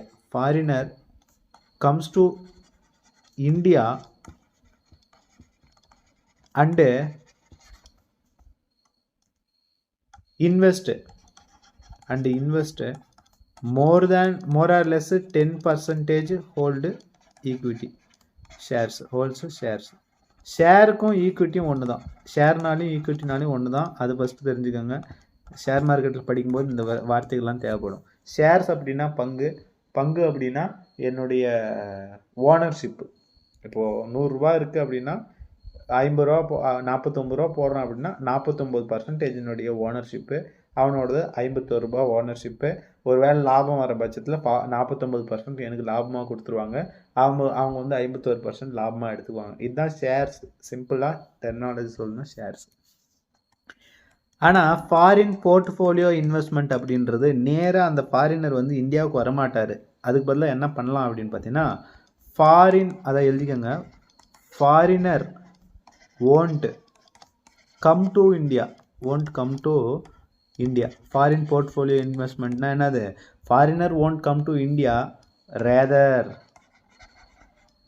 rather they will buy shares of any Indian companies through Bombay Stock Exchange, share market அல்லது national stock exchange, இந்த மாதிரியான விஷயங்கள் வழியாக ஷேர்ஸை மட்டும் வாங்கிக்கிறேன். நான் அமெரிக்காவிலேருந்தே உக்காந்து என்ன பண்ணுறேன், ட்ரேட் பண்ணி ஆன்லைனில் ட்ரேட் பண்ணி இந்த கம்பெனியுடைய, அதாவது டாட்டாவினுடைய கம்பெனியில் ஒரு 3 பங்கு, 4 ஷேர், 5 ஷேர் இது மாதிரி நான் வாங்குறேன் அப்படின்னா அது foreign portfolio investment. Foreign direct investment means for the example ஒரு கம்பெனி இருக்குது. கம்பெனி என்ன பண்ணுது, டைரெக்டாக இந்தியாவிலே வந்து பில்டிங் எல்லாம் கன்ஸ்ட்ரக்ஷன் பண்ணி காரை வந்து ப்ரொடக்ஷன் பண்ணுது அப்படின்னா அது ஃபாரின் டைரக்ட் இன்வெஸ்ட்மெண்ட்டு. ஆப்பிளுடைய எல்லா ஸ்பேர் பார்ட்ஸும் இந்தியாவிலே உருவாக்கி ஒரு பிஸ்னஸை ரன் பண்ணுது அப்படின்னா அது ஃபாரின் டைரக்ட் இன்வெஸ்ட்மெண்ட்டு அப்படின்றத மட்டும் தெரிஞ்சுக்கோங்க. இவ்வளோ தான் இந்த ரெண்டுத்துக்கான வித்தியாசம்.